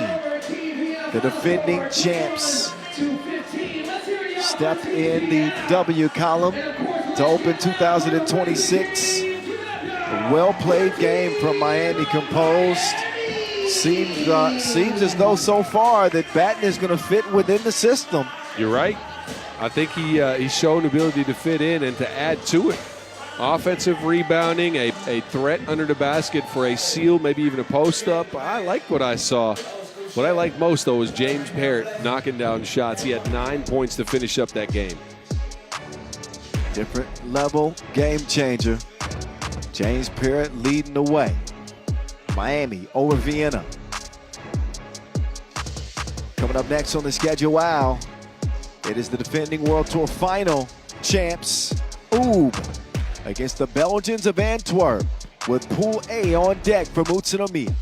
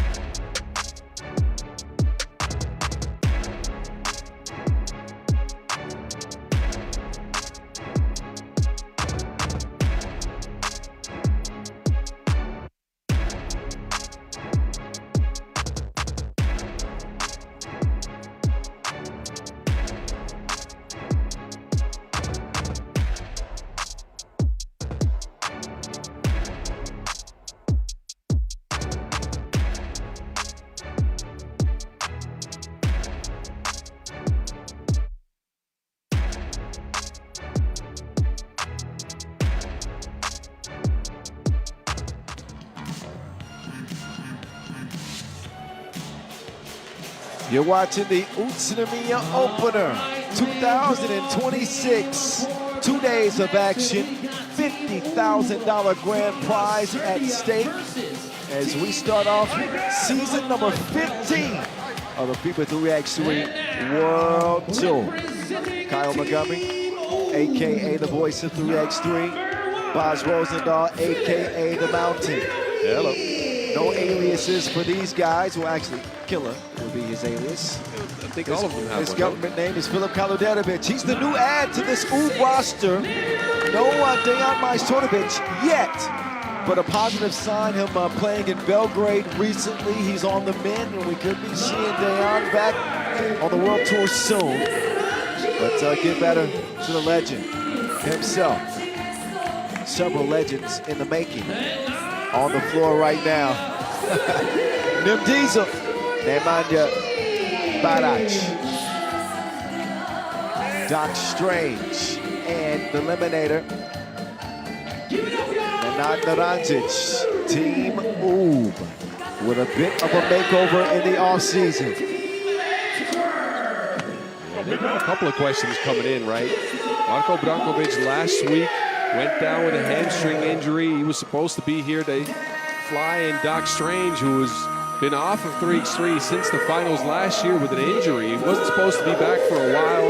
They had to get him off the shelf, bring him back early because all of the injuries that are plaguing his team right now. So let's see how they do against a team Antwerp that's played them pretty well as of late. They beat them in the Challenger last weekend after Brankovic went down, of course. So Ub was playing with only 3 players. But Antwerp beat him 18-15.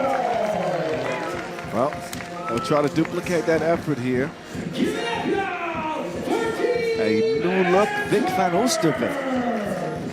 Are you digging the new look with the stash and the Yeah, the babyface stash. baby face and the longer hair? Yeah. Okay. Casper, good to see Casper the Ghost, Augustinian, ready to start from the beginning of this season. He joined the squad late last year as they were known as Riffa. And of course, Fort's Knight, Jonas Forts to boot, with this Antwerp team who play with plenty of pace. I think that, this is typically a marquee matchup, and you won't find a more marquee player than MD Stojicic. Dr. Strange, the world #1 is back. Dennis the Menace Donker finished with a shade under 6 points a game last year. But he's going to be the man that they lean on. Donker featured in that outstanding documentary. I Need One, right? I believe that's the title. Yes. As it highlighted several star players' quest to get their first Masters title. And it is worth an hour of your time, trust me. You can find that on youtube.com/FIBA 3x3. Let's get back to it, shall we? We shall. Ub Antwerp in front of the Futa Arayama Shrine. Nim Diesel getting it in gear. And he will misfire on his first 2 attempts. No Marko Brankovic, the Beast. No Dejan Majstorovic for Ub, but they do have Filip Nikela Kaloderovic defending. Donker up top. Augustinian looking for Dennis. Donker from the logo. Hezzy trying to get rid of Killer. That won't do it. Kaloderovic doing the ball handling. He'll swing it to another wide open look. Then Diesel has got it in gear. Fort's Knight missed everything as Augustinian gets shoved. But Augustinian coming in late last year, he was banged up most of the season. I was saying at the beginning of this one, it's good to see him, be able to start this year, first tournament. Yeah, for sure, and he adds a lot to them, right? Because he is a premier lob threat on the pick and roll. He gets them shot blocking, he gets them rebounding. In a way that Milos Antic, who filled in for him last year, and he filled in pretty well for him, I got to say. But Milos Antic is not the vertical threat that Augustinian is, both on defense and on offense. And I think that adds a whole new dimension to them. It was visible last week. Again, it was a challenger event here in Japan. They weren't hitting their shots. And last year's Riffa, what is now Antwerp, if they weren't hitting shots, they would most often lose the game. Yeah. This time around, they went inside, they went vertical with Augustinian, they got the defense to get going, and they won that challenger event. Doc Strange coming off his 3rd MVP campaign. Light work for him as he cruises to the rim. Very few flaws in Ub's approach to 3x3. And it doesn't seem to matter the personnel they have. It's the system that functions so well for them. They gave the least points per game last year, and just 16 allowed. One of the most efficient teams in the league, and also one of the highest scoring teams in the league at 20 points per game. And yet again proved themselves to be the best team on the planet with 6 crowns. Yeah, and then they went and added to it. They picked up a killer. So it's not just like they remain the same or nothing. No, they add one of the better one-on-one creators, shot creators in all of the league. Yes. I wanted to ask you, does Kaloderovic's skill set lend itself to the way that Ub played? Because with the dog pound, he had the ball in his hands a lot. And it doesn't stick in one place with Ube. They move it a lot. I think he can do both. I think in games where it's needed, he can move the rock for you because he was a good passer out of that pick and roll for Hangzhou last year. But I think also you see Ube rarely, but sometimes get stuck in a rut, right? Meaning no one can create their own shot. They don't get the separation on their drives, and then they get stuck in the mud. He will solve that problem for them single-handedly. They're fortunate not to get called for a clear path foul. Naratic on Fanusovic, VVO. He'll get the offense going, or he hopes to get it going for Antwerp, who are still scoreless in this one. 3-zip start for Ube. The season check like payday. Dawker trying to get rid of two defenders. Takes it at 3. Fanusovic, right place, right time. And he'll get the teardrop to fall. That is what he's so good at. He is a glue guy, connective tissue on this squad. He'll get you some extra possessions like that one. Fanusovic gets it back. What a creative pass attempt by Forts to set up the shot from VBO. It won't fall. And Badac getting in his bag. I didn't know he had a jump hook down in that thing. Well, apparently he does. Forts gets his cookies took to Keller. Oh, Kalajanovic will miss his first layup attempt as a member of Ube.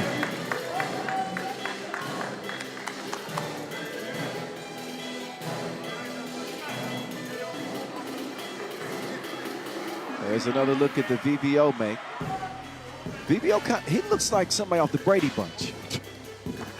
I don't know who, but this is a very 70s look for VBO. Yeah, you're right. He needs a butterfly collar and fish bottom shoes. I saw him on the map. Wow. Wow. Dunker will draw the foul.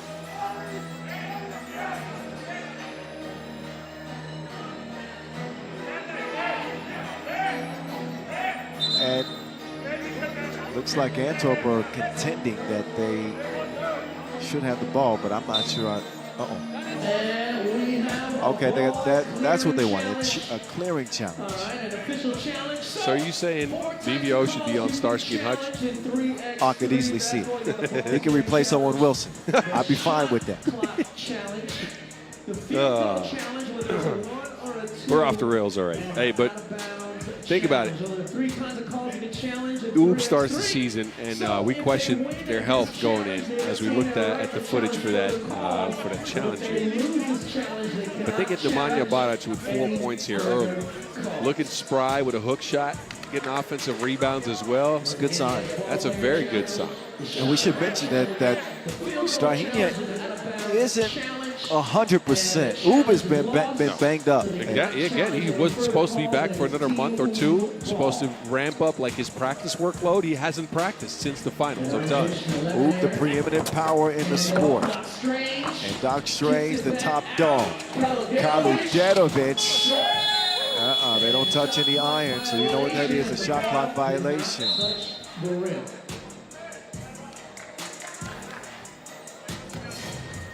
Ube and Antwerp, game number 4.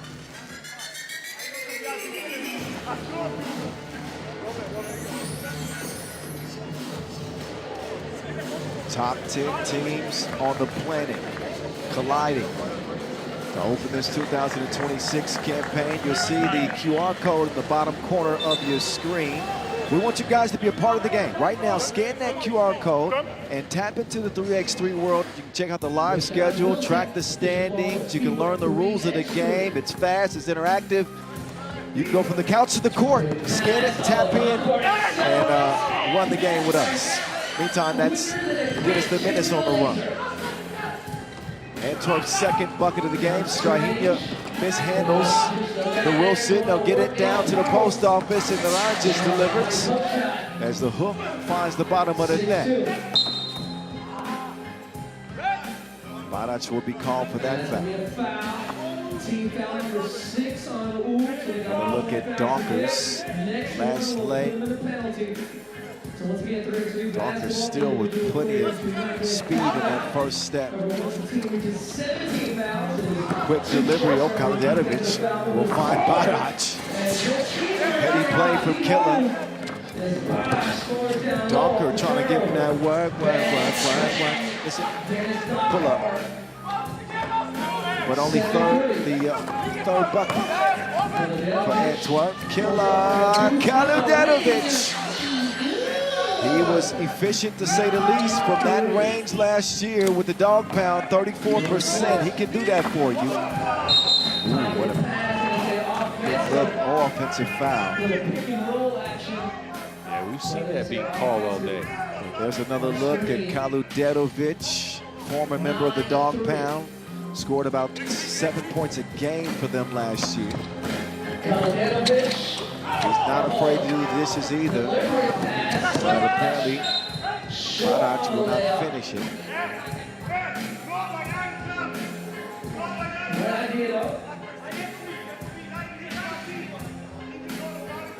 DJ Lass on the spins.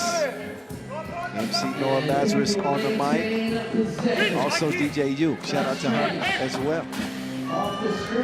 Strahina. Ooh. Dawker wasted no time in a rush to the cup. Foul is on Blue. That is number 5 on Antwerp. Ooh. Meantime, have 6. They're going to need something out of Jonas Forts and Kasper Augustine, who are stuck at 0 points right now. Not able to get their shot off with pressuring them out of their looks. Augustine not giving Barac much space. 2 of the best in the game going toe-to-toe. 3 seconds, meantime, calling the paint. Staran just caught Campbell. Almost halfway through this 10-minute sprint. And approaching the midway point of the day. Game number 4 of 12. Forts assessing, running into trouble, poke away.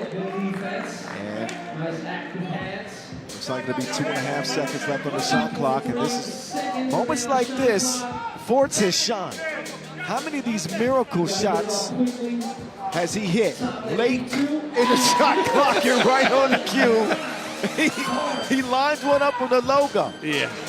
You know what his nickname is going to be? No. Logo Joe. Logo Joe. It's got to be Logo Joe. Whistle. Fort's night is good, but he's Logo Joe. Yeah. That, you called it. We've seen this so many times. Tom likes that. When you like that, okay, T.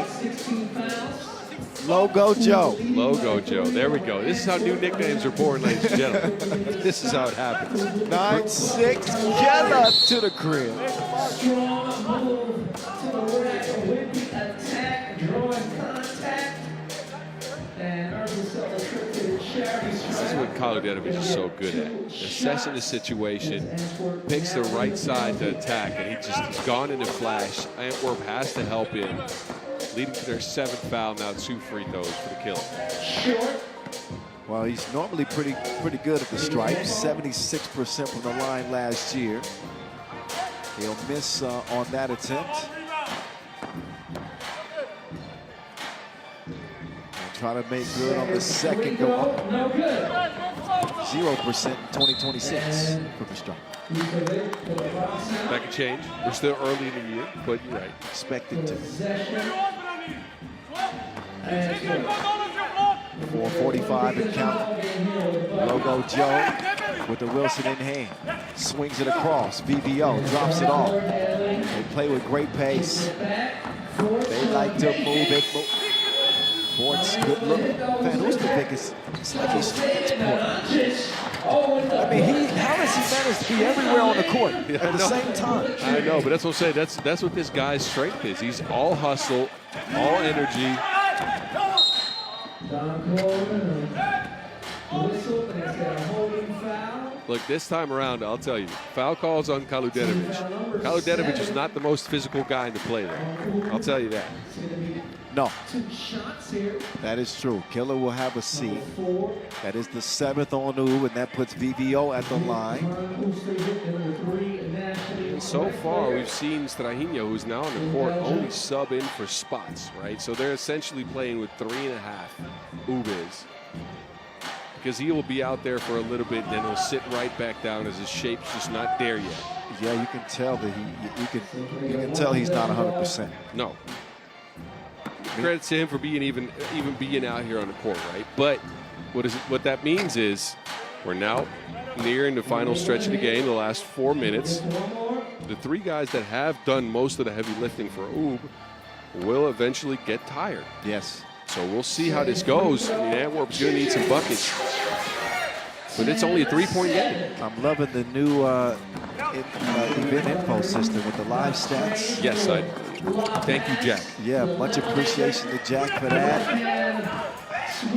Oh, wow. As if Strahinja wasn't banged up enough. Panusevic crashes into him, or at least it looked that way. Oh, actually, it wasn't. I don't know. That did not look like much. And Strahinja still holding his rib cage. Panusevic has a few words for Dr. Strange. And official Najib Chajidin is going to step in and give both teams a warning. How do you say calm down in French? Je ne sais quoi. Je ne sais quoi. No, that's not it. You're lying. That means I don't calm know. it down. That means I don't know. That's the only French I know, actually. Every time somebody speaks French to me, I'm like, je ne sais quoi. Monsieur, monsieur, s'il vous plaît.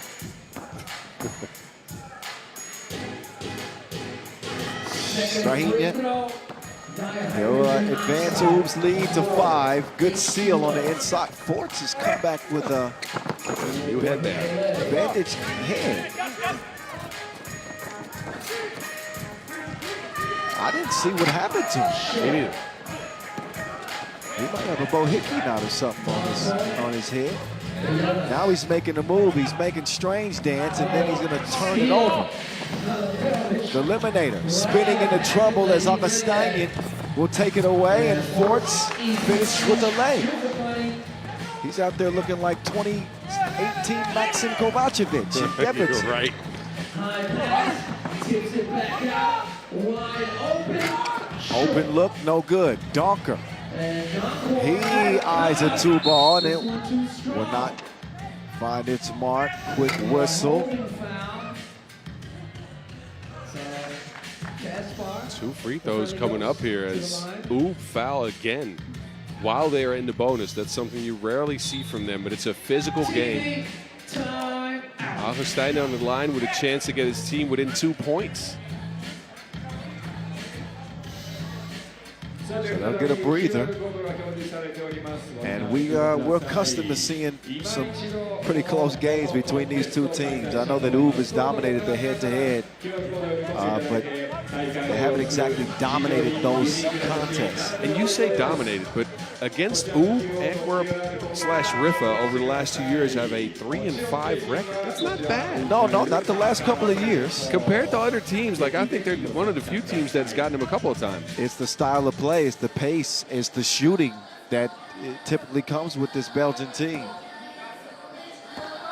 Augustinian with a big trip to the stripe. Both teams with 8 fouls, by the way, as Augustinian smokes the first.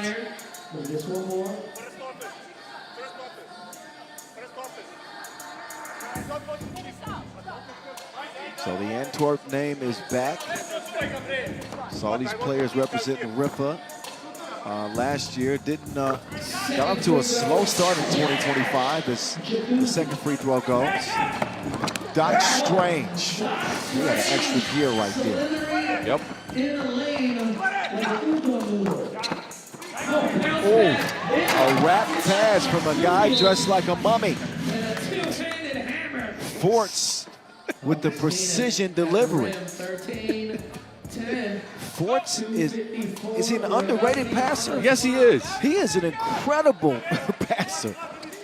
A visionary for Antwerp as Kaludenovic decides to reassess the defense. Ooh, where you going? Pull up Jay, no. High rebound, tracked down by Naranjic. Kaludenovic, no. But the mess is cleaned up by Baraj. 2 offensive rebounds in 1 possession for Nim Diesel. Forts trying another one of his dimes. He's upset that he didn't get the whistle. This can be out of bounds. Warning red, coaching.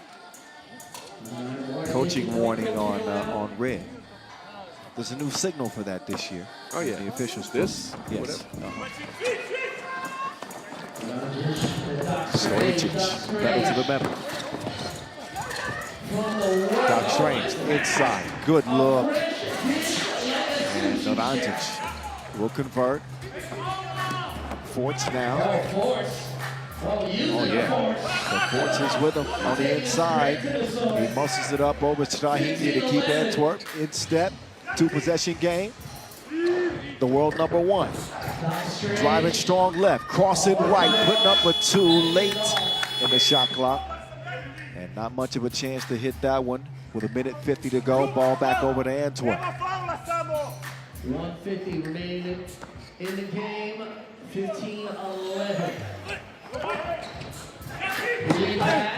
Inside, Augustinian to Jonas Forts.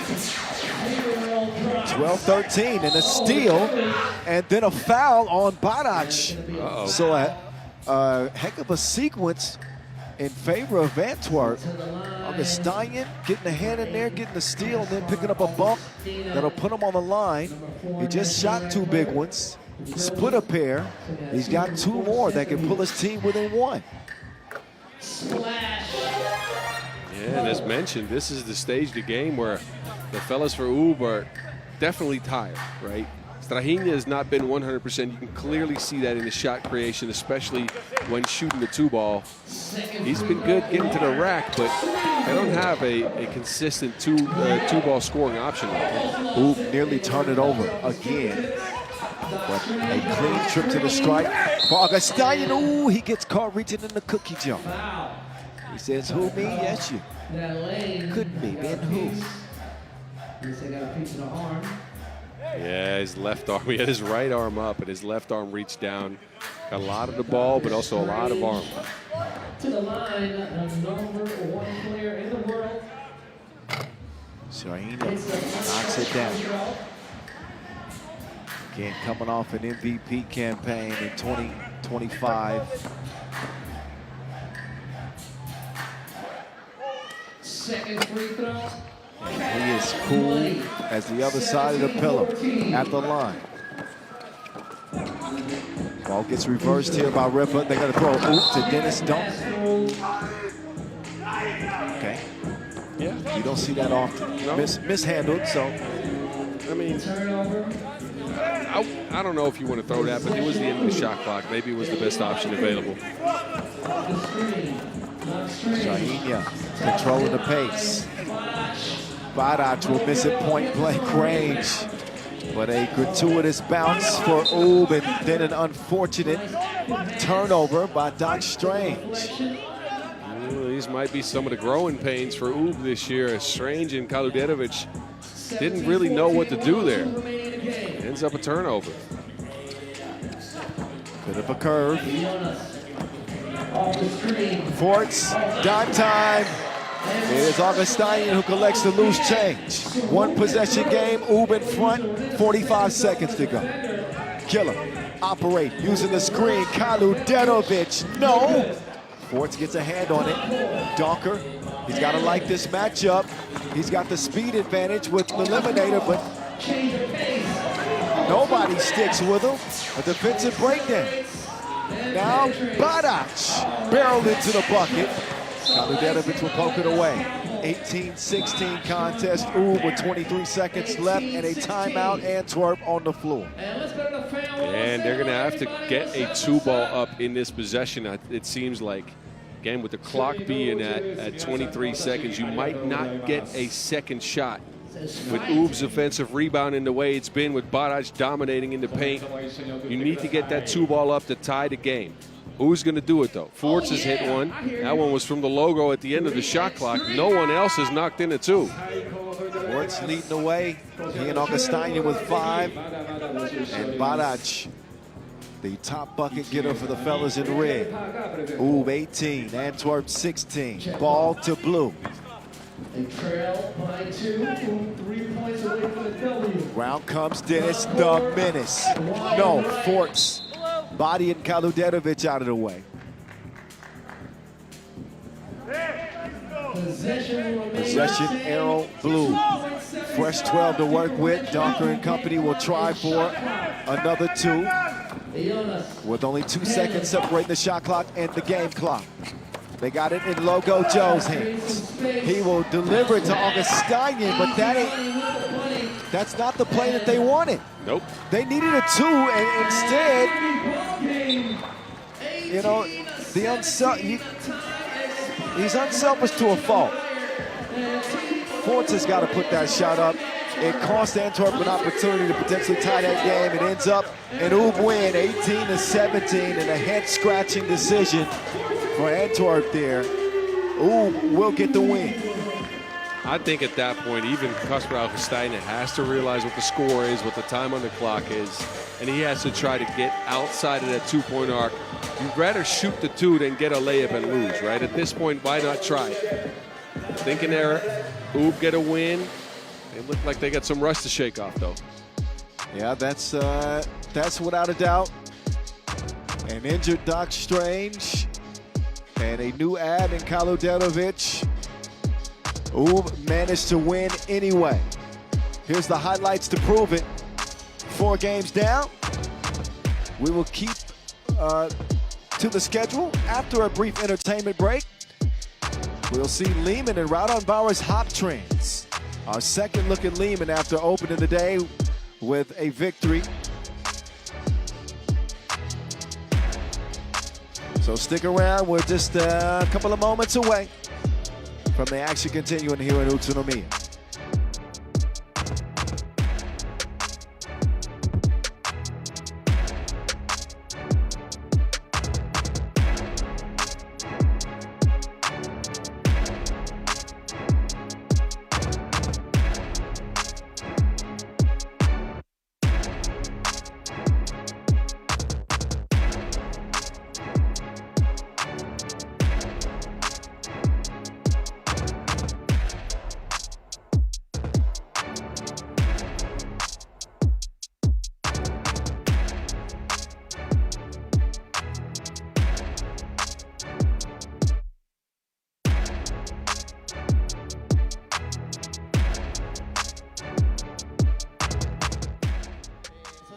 日本の歴史をここで表現してまいりたいと思います。徳川家康が祀る日光東照宮、そのストーリーをぜひご堪能いただければと思います。それでは参ります。気をつけ、レイ。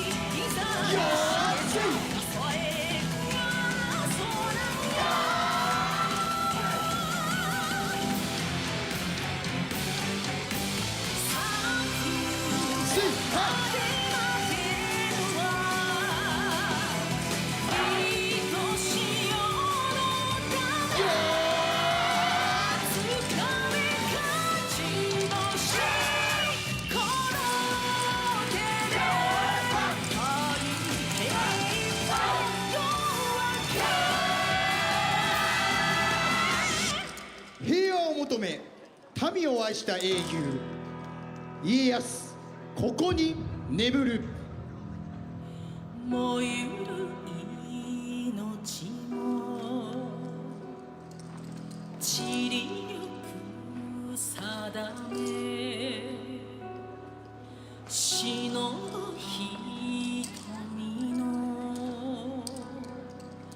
奥に秘めし熱よ星の行く先で君の夢つが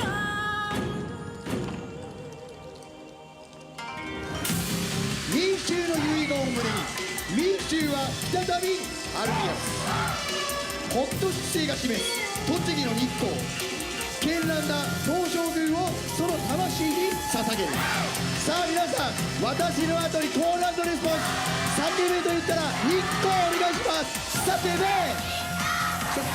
日光日光日光日光日光日光さあ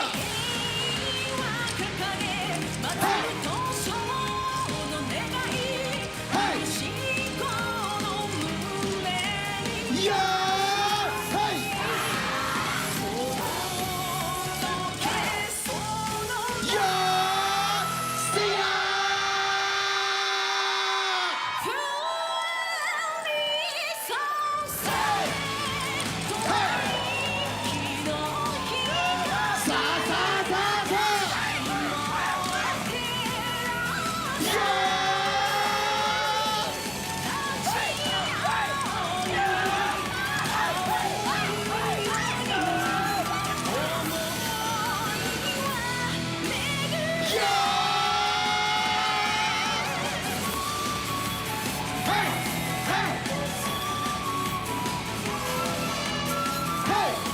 いいやー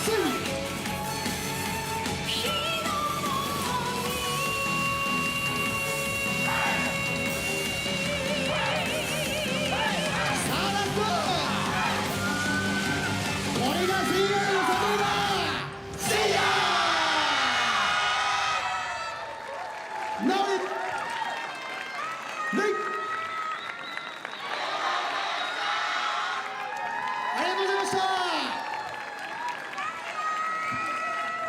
せいやの皆さんに盛り上げていただきました素晴らしいパフォーマンス改めまして皆さん大きな拍手をお送りください。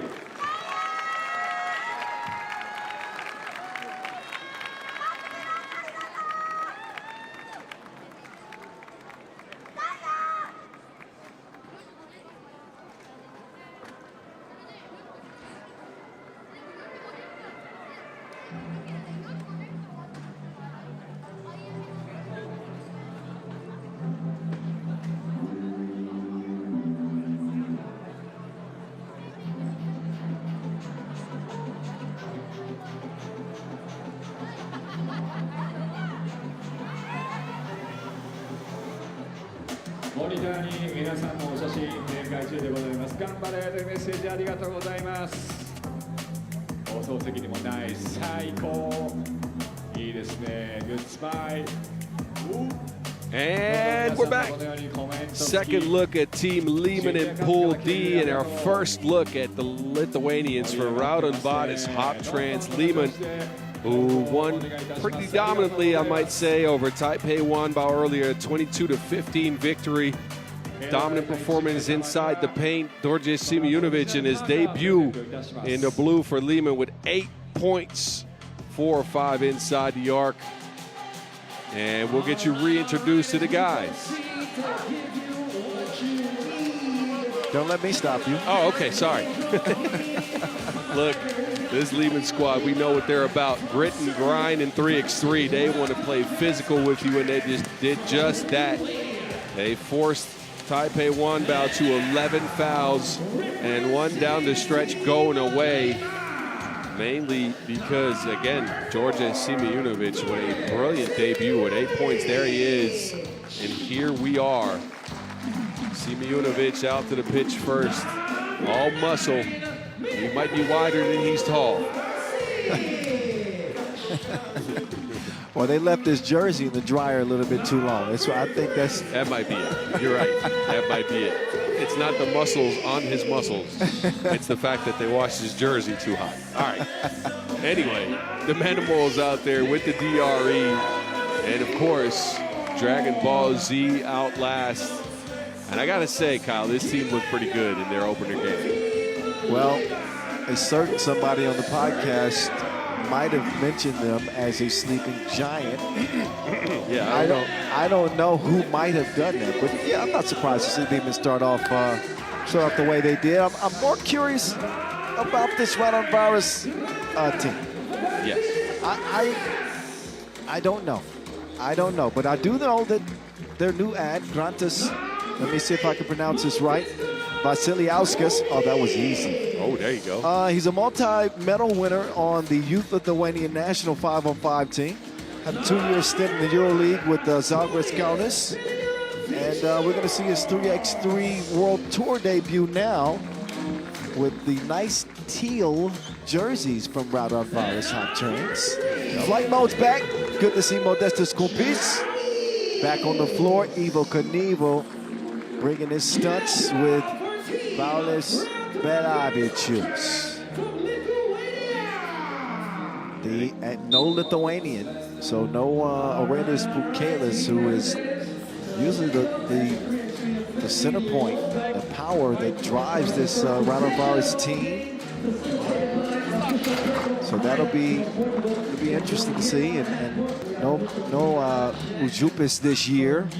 There's some changes within the Lithuanian 3x3 rosters. Ujupis might still come to the squad later on in the year, as might Pukelis. Pukelis is already validated for his team, of course, but they're out right now. And that leaves Modestas Kumpis to deal with this, man. Nemanja Žigan, who had a couple of spurts in that Liman first game where he just put his head down and wasn't to be stopped. On the other end, Evo Knievel, of all this joggers, is going to have to carry the load with Pukelis out. And this Raudondvaris squad's got some questions going to this one. What is Grantas Vasiliauskas in 3x3? He's got limited experience. We don't know much about him. How good is Modestas Kumpis going to be in his return? He was off for a long stretch with that, what was it, a heart issue, I believe. It was a pretty significant injury there. And he's back, but how is his shape? What does he look like in his return? So more questions than answers for Lithuanians for now. Well, Jalkis has proven that he can carry low for this team. Last year, he was better than 6 points a game, improved his free throw percentage, and wasn't too shabby behind the 2-point arc, just below 30%. So he can be that man. He's going to have to be against the balanced Liman team. We're off and running once again from Utsunomiya. Žigan attacks, then creates some space and air balls. Not exactly the start that Liman had hoped for. Belavicius will come in, quick substitution.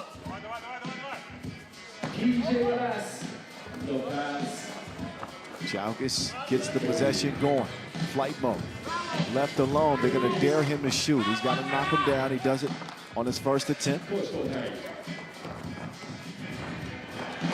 Sim drops it off to Dre. And it's poked out of bounds. 3.5 ticks for Žigan to get from the logo to the rim. Or maybe attempt one from long range. He's going to drive, and he spins Belavicius in a circle before missing the shot. I got excited for no reason. Belavicius swinging through. He's going to put it up. Good defense. Simunovic right on time. And deflects the shot attempt, and it's deja vu. It's 3.3 this time on the clock for the Lithuanians. Belavicius pulls the trigger. It's a misfire. Vasquez clears it himself from the left wing.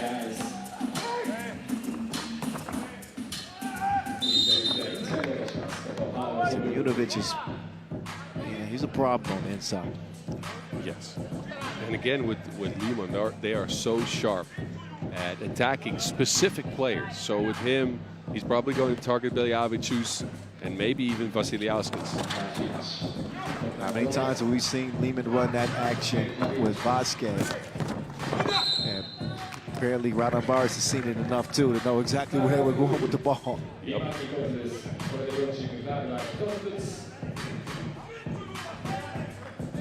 Raudondvaris, by the way, played in the World Tour final title game last year, losing to U. Won a Masters crown last year. As Jalkis will deliver the first bucket of the game for Raudondvaris. Dragon Ball Z hasn't exactly had the stroke going from long range. And the shooting woes continue for Zigon. Raudondvaris is daring him to shoot. They're staying way off of him, and they're just not letting him drive. That seems to be the game plan. I think both teams will try to isolate Zigon as a shooter and also Kopis, and they just got to prove that they can knock it down.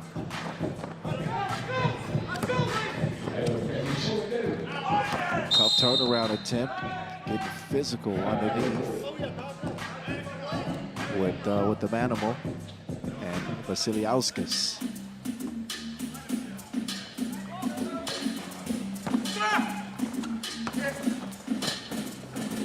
She going inside, or so we thought. But Abichu's playing some tough interior defense. He's a hard-nosed defender. I give him a lot of credit on the defensive end. He was in the discussion amongst my top all-around defenders last year, and you didn't agree with me, and I don't care. You know it. But Abichu gets after it. No, he works hard. You're right. Simi, right on time. Picked up where he left off game one. What do you have, 11? 8 points. I was being generous. Oh. Milutinovic. Was it that bad? Well, he's still shaking up.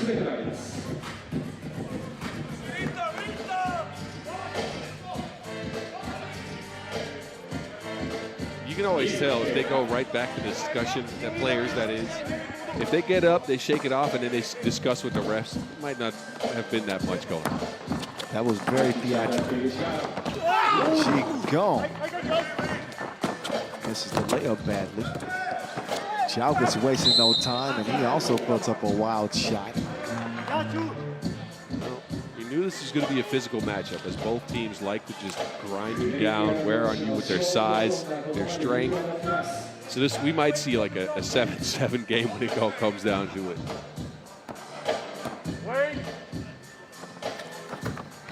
Jalkis good. Liman trying to go 2-0 on the day. Quick glance at the clock for Vasic. Too much inside. Now it's Bjelavicius's turn.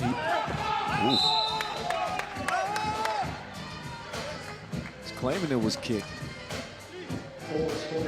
Instead, his team will be left with 8 seconds on the shot clock. Bjelavicius to the bench. Ball up top to Ivo Ganivo. Jalkis redirects through traffic, gets to the rim, and gets the whistle.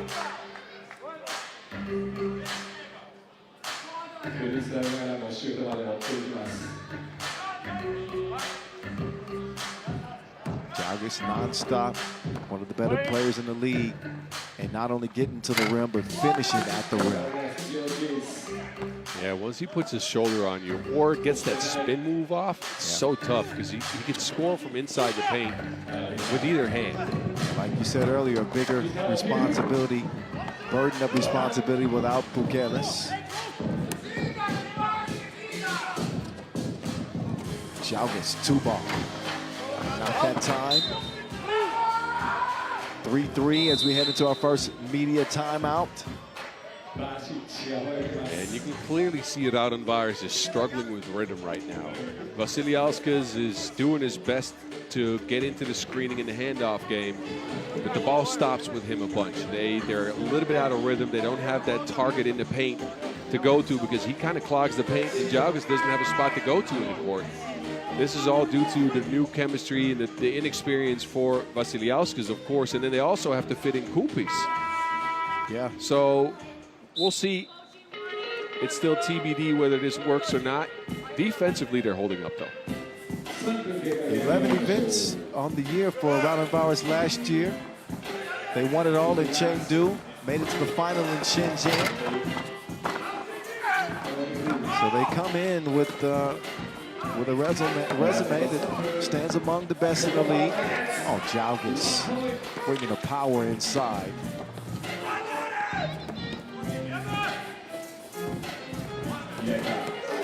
Simunovic working on Kumpis. Spin move, can't make it work. But Ivy choose. Nope. And looked like Vasquez touched that last. So I believe that'll be Raudondvaris' possession. And Balabic trying to add to this 1-point lead. Nearly 4 minutes eclipsed here in this Pool D confrontation. Jalgis back down to the post office. The hook won't go. The DRE. Oh, he crossed him out of his ankle and then yammed it. He was one ankle down and one ankle up. Look at this right to left crossover from the DRE.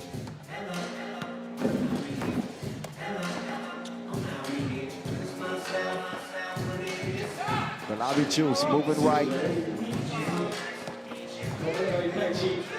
G-Gon is not an easy post. Oh, no. Don't let the size fool you. But persistence will eventually pay off on the inside. As it's put up and in by Vasiliauskas.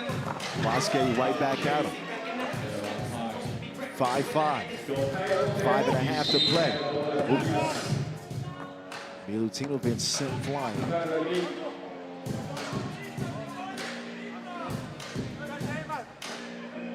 So far, it's been a opening day defined by scrappy games. You can see a little rust on the teams. Milutinovic is going to get some attention off the court from the medical staff. He scraped his hand or something. Yeah, looks like a right hand injury. Gigon. Vasquez, the two try,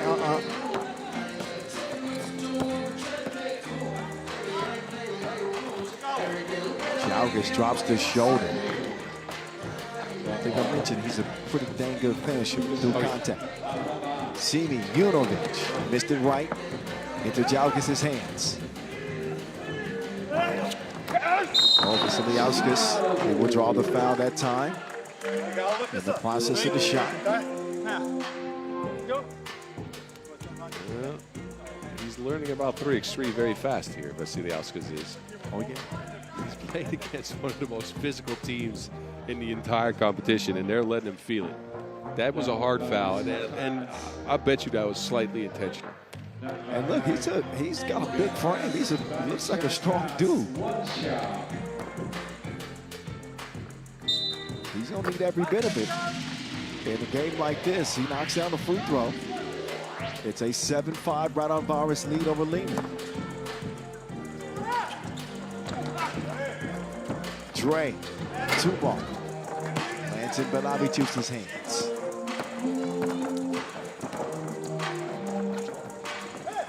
Oh, wow. How does that manage to find his way to Jalgis? Milutinovic signaling he's out, and now Jalgis is down as well. I think Milutinovic got hit in the back of the head, it seems like. Okay, yeah, a couple of things we're trying to keep an eye on. Milutinovic is off the floor at the moment, and Jalgis is on the floor.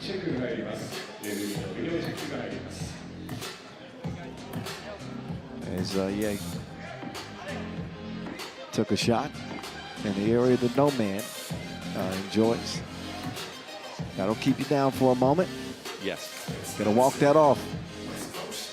Deep breaths. Get on your tippy toes, somebody told me once. It's I haven't heard of that remedy.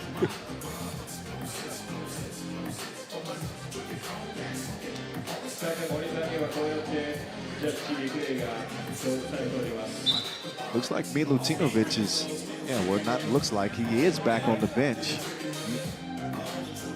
Thought he might be done. Well, it looks like he got hit in the muscle or like right in the neck area. It might have just been you know when you like tweak your neck? Yeah. It might have been just that. Well, good sign to see him on the bench at least. Jalvis with a handoff to Belavicius. He'll re-screen. Belavicius reverses it to flight mode. And he'll miss the two. Loose ball. She gone. Has it taken away. Evo Knievel. This is an all-out ball right now. Man, we got 14 plus combined. Simunovic delivers.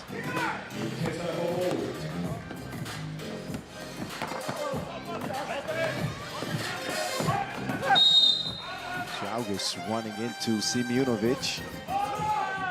Forces the action and the whistle from official Maia. So this one's like a heavyweight bout. Yeah, very much so. Punch for punch, bodies flying everywhere. Everybody's been hit or seems like to be getting hit. It is a very physical war of attrition, this one. Who will last the longest is the question. 4 minutes to play in this one. And Liman with a foul to give, Raudondvaris with a couple. Possession to the guys in green. Raudondvaris Hoptrans on the attack. Flight mode.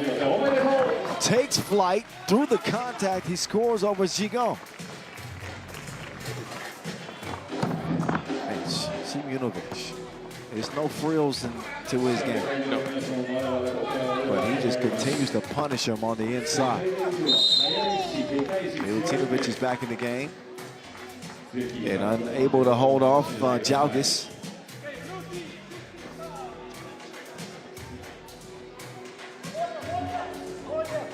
There was a time when you could put Jalvis on the line and count on him to miss at least one free throw. He's about a 50% shooter for several seasons. He upped it to over 60% last year. Well, there you go with that announcer's jinx again. Yeah. I should have just kept silent. Yes. For his sake. But I got to call it like it is. The broke J for Milutinovic. Flight mode. Oh, that's good defense. Oh, yeah.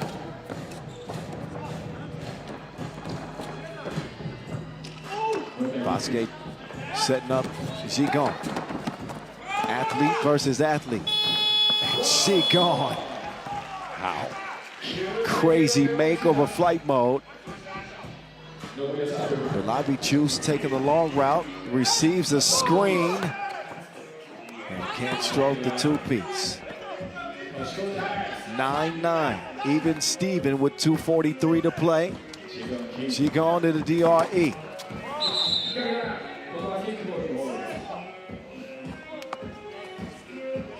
Tripping foul.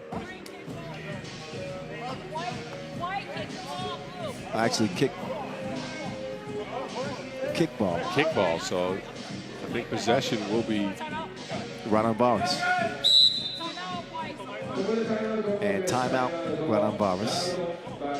2:39 officially on the game clock. Credit to them for holding up, man. Again, with the new pieces added or old pieces coming back from injury in the case of Kupis, you figured they'd be out of rhythm, and they kind of are offensively, right? They're struggling to create anything outside of Jalvis going to the basket, but their defense has been stout, even with Vasiliauskas on the court. Yeah, managing to keep pace. Experiencing this 3x3 Pro Tour for the first time, Vasiliauskas. Sometimes in a matchup like this, you just need a big body. You don't have to score a lot of points, but you need a warrior, for that interior fight. Dropped off Simunovic. They continue to find him open under the basket. Good hands by Gigon as well. Belavicius took the long way. Nice out of reach of flight mode.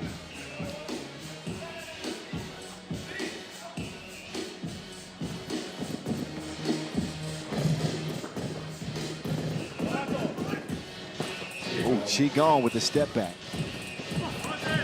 Utsunomiya eyeing a 2-ball. He cooking. Telling you, he's a gamer. I'll call him semi-automatic. That's what he has been for Liman.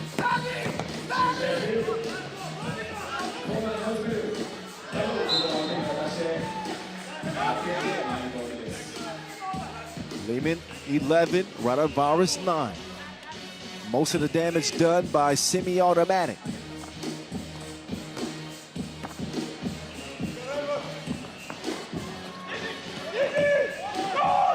Utsunomiya being told to shoot. Yeah, he didn't have any shot clock awareness on that one. Nope. Oh, but he's got the defensive awareness. Quick hands, forces a deflection and a steal. The DRE with the step back. Trey on the drive, no.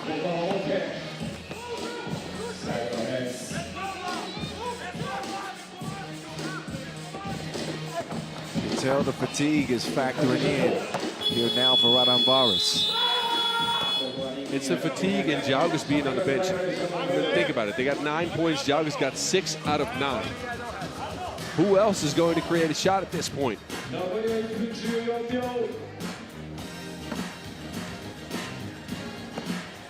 Minute 11. Utsunomiya is going to work. It's the day shift. He's got his hard hat on for sure. Utsunomiya is down again. He's hit the deck more times than I can count in this game. Man, he's hit the deck more than the card dealer. Wow. There you go. He is paying the price with his body in this game. And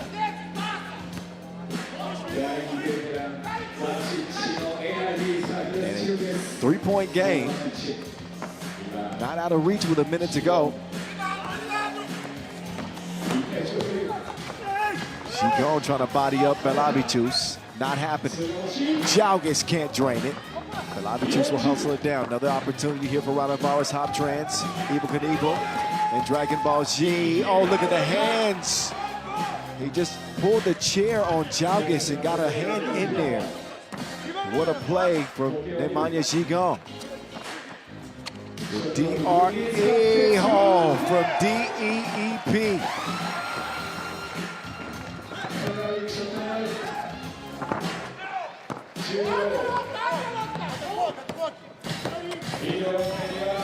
Now Gigon lost his footing. Oh, and missed opportunity there for Raudondvaris. They needed a look into, but they're not going to have enough time left in this one.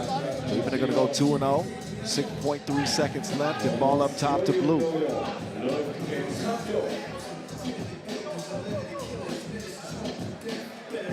Another good performance by Utsunomiya. He had 8 points in that first game. He's leading the pack with 6 now for Liman.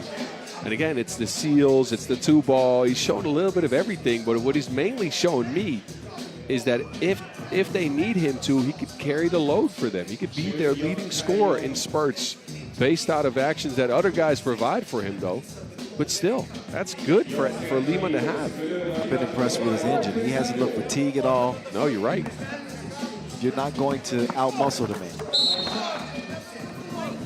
And Raudondvaris forced the foul. That's 6. So the rest of this game looking like a formality. They'll foul quickly again and put Utsunomiya on the line for a couple of free throws. I'm not sure he has to make any of these for this game to change the outcome of this game. No, but Raudondvaris, I don't think is looking at getting a win here. They're looking at getting points on the board. Yeah. In case of, well, actually, never mind. If Liman wins, it doesn't matter. There's no three-way tie. No, it is just placement after this. Yeah. Anyway.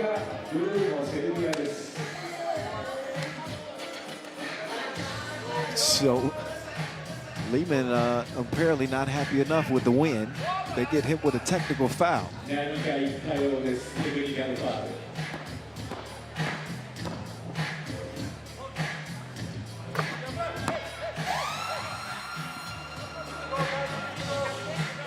It'll be a play-in game for Raudondvaris in Taipei WanBao. Yep. Technical free throws made, but again, the point system that we usually apply in a three-way tie won't matter in this one. With this two-ball corner pocket, nope. And it is a nope for Raudondvaris in their first game of 2026 on the World Tour. For Liman, it's a yep. 2 yeps. 2 yeps for them, you're right. And for Raudondvaris, I'm left with a lot of questions. Who is going to do anything outside of Evaldas Jalgas going to the rack? That has been the main weapon. He had 7 out of 11 points. The other 3 guys combined for 4. They need more offensive production. But this squad, as currently constructed, has no shooting. There's not a lot of shooting to go around. Veljovic is a decent shooter. We know Kumpi struggles with his shot at times. Vasiliauskas is new to the game. Jalga's not even the best 2-point shooter. So, like, how are you going to win games? Where is the offense going to come from in a play-in game against Taipei WanBao? Raudondvaris better find it. They want to be playing for 50 grand tomorrow. That's for sure. Moving pictures of, again, a fight, an ugly game that ends with a low-scoring victory for Liman. But a win is a win is a win as they go 2-0. More action to come, of course. As we will, who we got coming up next here, Bob? Amsterdam and Shanghai and Pool C. That's right, Amsterdam and Shanghai.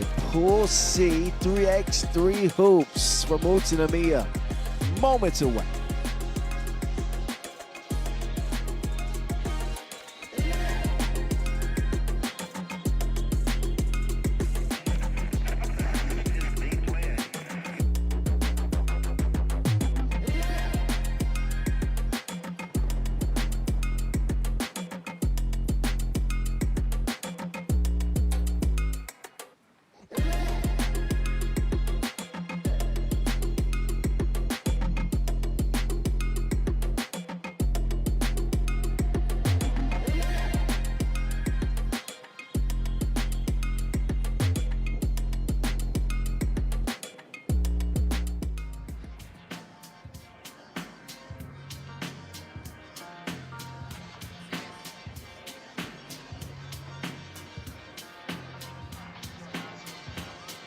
All right, Amsterdam, RABOBANK back to work.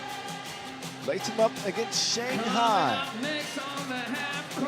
China representing here at the opener. Bringing over 3 members from Chongming. More on them in a bit.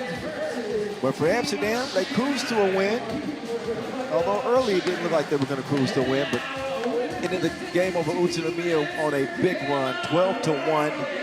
Led by Martin Balkanek's 10 as they eye a 2-0 start. With Antwerp van Tilburg leading the men in red to the floor. He had a good game. He had 7 points, all scores inside or free throws. Didn't knock down his 2-ball, but he was a solid piece for Amsterdam. And I think the reason they found balance late in the game, right? Because he was able to get that inside score going, meaning they got more space for their outside shots. And Balkanek knocked down 5 of them. 5 two-pieces. That's why he is Duck Connect. He is electric when he starts getting in a rhythm. Pipe-worthy Dion. And last but not least, playing in the spirit of his mom. Condolences again. Team Shanghai with WanBao.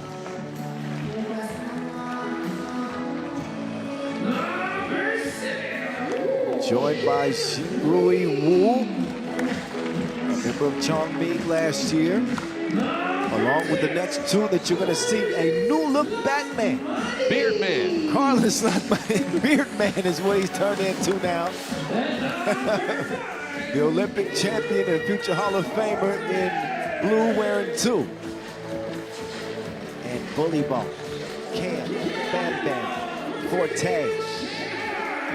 How good was he on that USA team at the AmeriCup last year? We saw a different side of Cameron Forte. We'll see what version he brings this year. One of the most efficient, dominant interior scorers in the sport. There's no question about that. But we saw a different side of him, the defensive side of Cam Forte. You know where else I saw that? When they played the Challenger event last weekend. Yeah. He was more nimble on defense than I've seen him anywhere outside of the AmeriCup. And it showed, man. I think they were good last weekend in that Challenger. Second place for them. And Cam Forte was what you expect, right? Inside, bully ball, lefty finishes, can't stop him. But he added the defense, and they added a piece in WanBao Zhu. We know what Wu brings you, but WanBao Zhu came in, only missed 1 shot inside the arc, and hit 27% of his outside looks as well. We know him from his days back on Beijing, yeah. So he's known how to play with Las Manas for a couple of years now. But I think it's a nice new add here, and it makes them a very, very sizable squad. A formidable team inside. I mean, because, you know, on the rare occasion that Forte can't convert, you got Zhu, who's an outstanding offensive rebounder, great length. I think the difference for Shanghai is going to be Wu on the outside and what version of Batman or Beard Man we get. Las Manas recently celebrating a birthday. Things change over 30. He can tell you that now. The connect, pocket pass. Put it right in the window to open up the score. You know where Forte's going. He's going to the post like Amazon packages. 1-1. Amsterdam testing that defense early. Batman off iron. Rebound lands in the Dutch's hands. On Tilburg. Yeah, he's connected. Foul connect makes it 4-1. Man, Amsterdam off to the races, and look, historically, this matchup's not been in their favor as we look back at Baukenet splashing that 2-ball. Look, 2025 saw Shanghai, actually, when they were named Chongming, beat Amsterdam 3 out of 5 times. Well, actually, there was a Shanghai team last year. Well, yeah, but look, this is the core of Chongming dressed as Shanghai. So let's take Chongming's record instead of Shanghai's. Yeah, makes sense. I'm down for that. Forte gives it up, directs traffic. They got Zhu down low, but there's the zookeeper. Mark Balconet. He's got the connect at the zoo now, too. We go see the gorillas.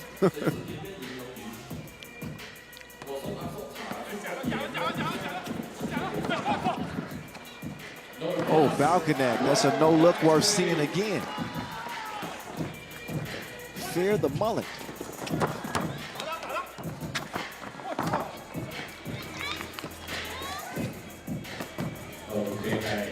Balconet got that look in his eyes.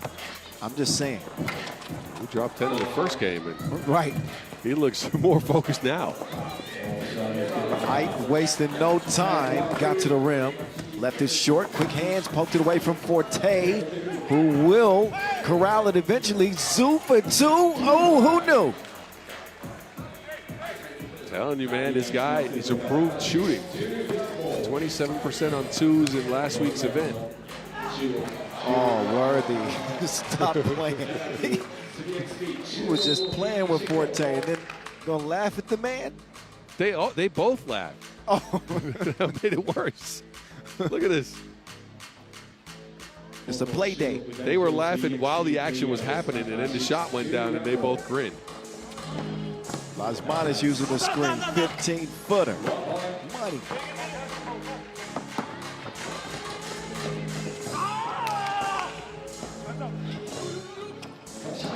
Balconet cash out. He's on a heater. He's stepping into his shots with a lot of confidence, but there's also a lot of room to step into those shots. Because I don't know what Shanghai is doing on screens, but it's not working. Now Lasmanis curls around. 2-0. Forte on the line. He's claimed that he got pushed.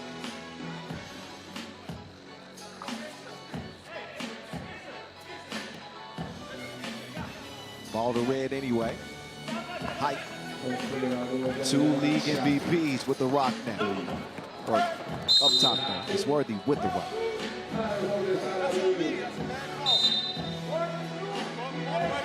And now they do get a behavior warning. Lasmanis and Forte barking at the officials a little bit as their team trailed by 4, approaching 3 minutes into this one.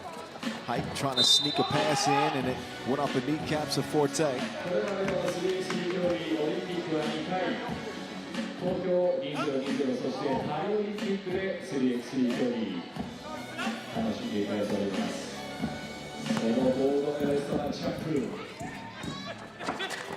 Von Tilburg trying to find Balconet, poked away. Yeah, they're trying to get Balconet looks with that double high post play. Coming off kind of a rub screen, he'll get open with some space to work with. This time around, Lasmanis was close to it, and now Forte again. He's showing the good hands on defense, so Shanghai figuring out some things on the fly. Almost hustled that one down. Ball stays with the Dam. De Jong, no.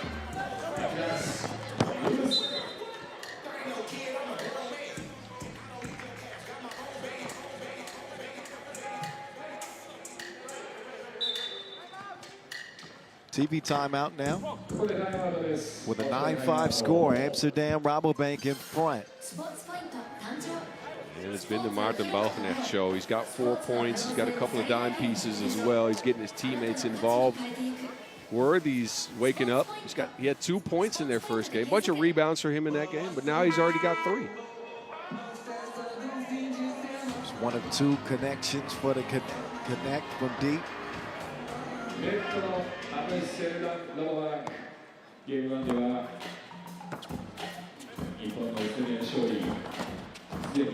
Rui.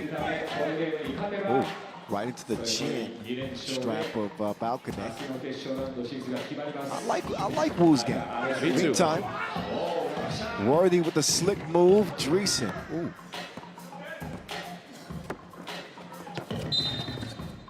Oh, Forte again steps on the line. But he wasn't exactly seeing things clearly. It looked like he took a shot to the diaphragm or something. He's going to head to the bench and recover.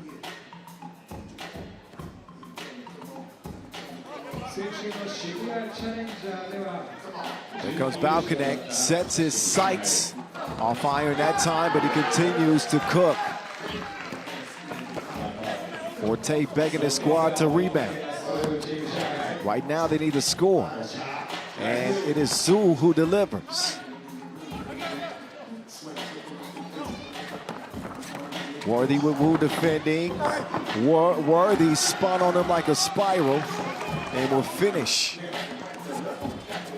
Now Wu wasting no time. Wu to the Euro step. Zhu can't finish what he started. Lasmanis hitting the deck.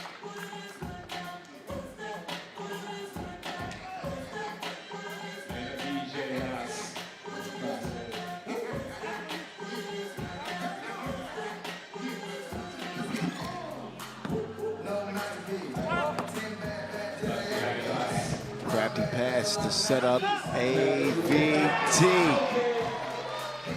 2-piece. 6-point lead for the Dam.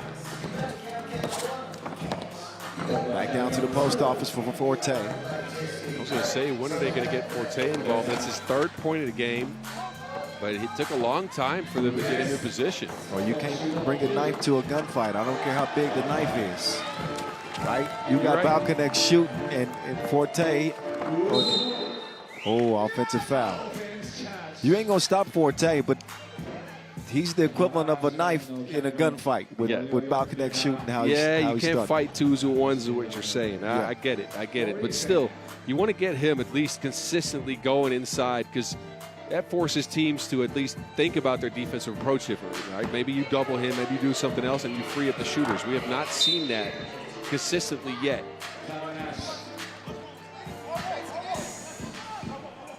6-point lead for Amsterdam.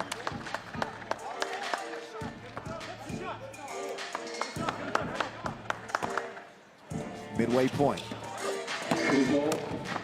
Can stop him if you can.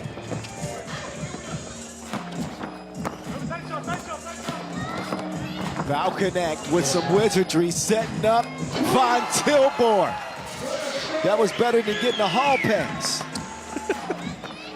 Yeah. Las Manos off iron, but it's the connect. When he ain't shooting, he's dishing. And it's AVT swishing for the right wing. Height steps into a 2-ball. Forte to Las Manos. Good position on the inside.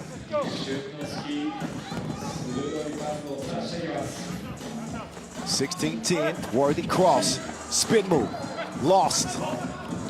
Wu now. He's found hard by Von Tilburg.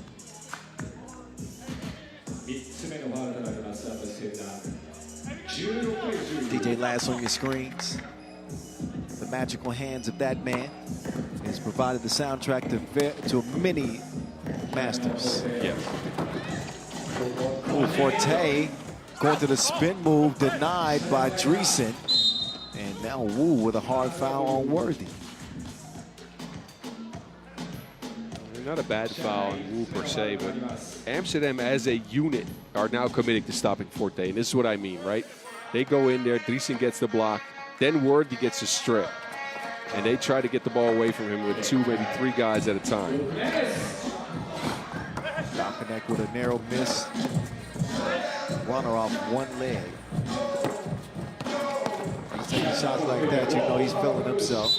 Meantime, Forte living up to his nickname, Bully Ball. Yeah, that is aggravated assault down on the block right there. There's no stopping that, man. He's, I mean, he's done his thing for Shanghai, but they've been unable to match the firepower of Amsterdam's offensive attack, 16-11. And I'm looking at Carlos Las Manos, stuck at 2 points so far. He's the one that's supposed to be bringing the 2-ball, the outside shots, the balance to what Forte brings you under the basket. It's not been there.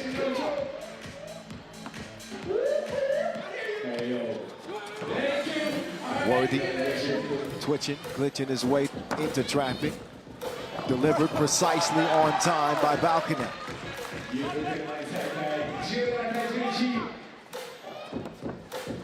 Oh, fell asleep on Las Manos with the pass out of reach. Drizzy to Worthy. Hook won't go, and Hype still a little bit out of sorts. Forte going in one mixtape. What kind of move was that? Cadillac. Was it intentional? Perfect. Ooh, lays, chips, Balconnect.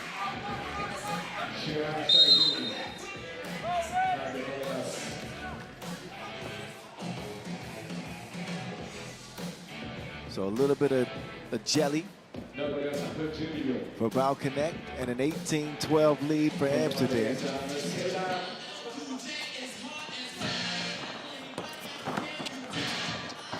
Ooh, dime time, Forte with the vision. Told you, Cadillac. Is that a new nickname for him? Maybe. Ooh, Von Tilburg. Looked like it was good. Big body in the lane. Cadillac can.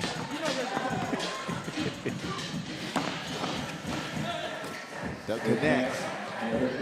Von Tilburg. Oh, solid defense there for Forte. Big 2 attempt.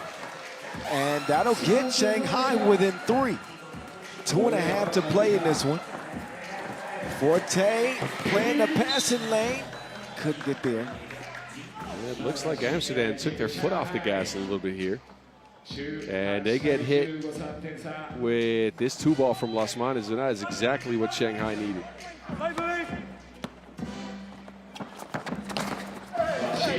Worthy, excusez-moi. Wu, the 2 won't go, but Zhu recovers. Worthy back with it. Oh, that was wrong. He left Forte frozen. He needs to refresh his screen.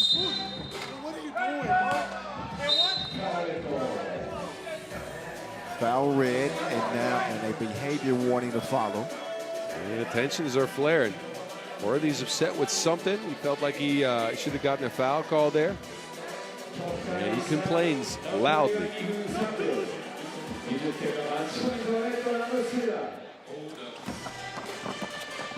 Osmanis wraparound pass to Forte.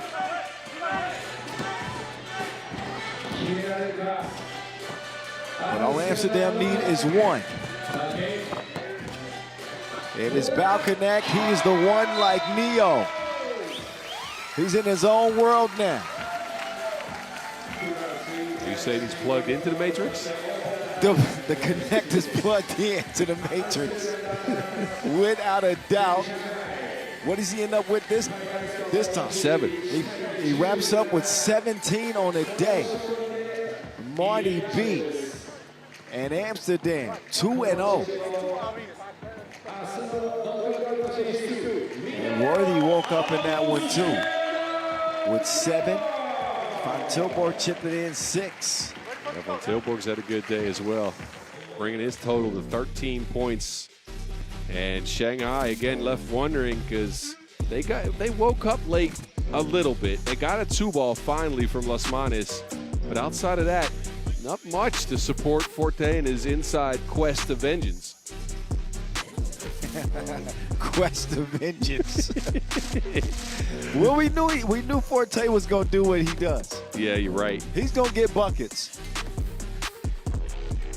but not enough for Shanghai. Amsterdam's body of work is done for the day. We will take a brief intermission. Next game slated for 5:10 local time, so almost 20 minutes. Maybe enough time for a quick snack, Boz. What do you think? I'll get a snack, yes. Oh, yes. All right, I'll wait here for you. You guys don't go far.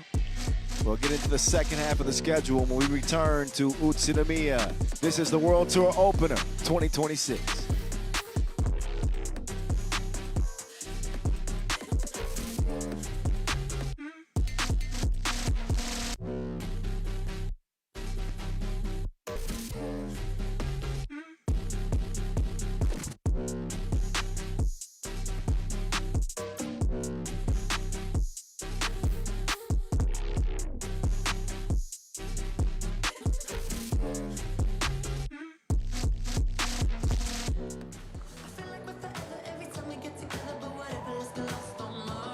ではセッションブレイク、この時間を使って観戦マナーとルールについて改めて皆さんにお伝えいたします。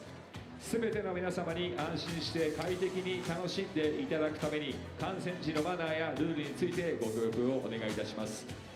なお、観戦マナーとルールに定める危険行為やセキュリティ上問題となる行為が行われた場合には会場付近への立ち入り禁止、持ち込み禁止物の没収等の措置に従っていただく場合がございます。選手がプレーする際にやむを得ず選手やボールがコート付近の観客席へ飛び込んで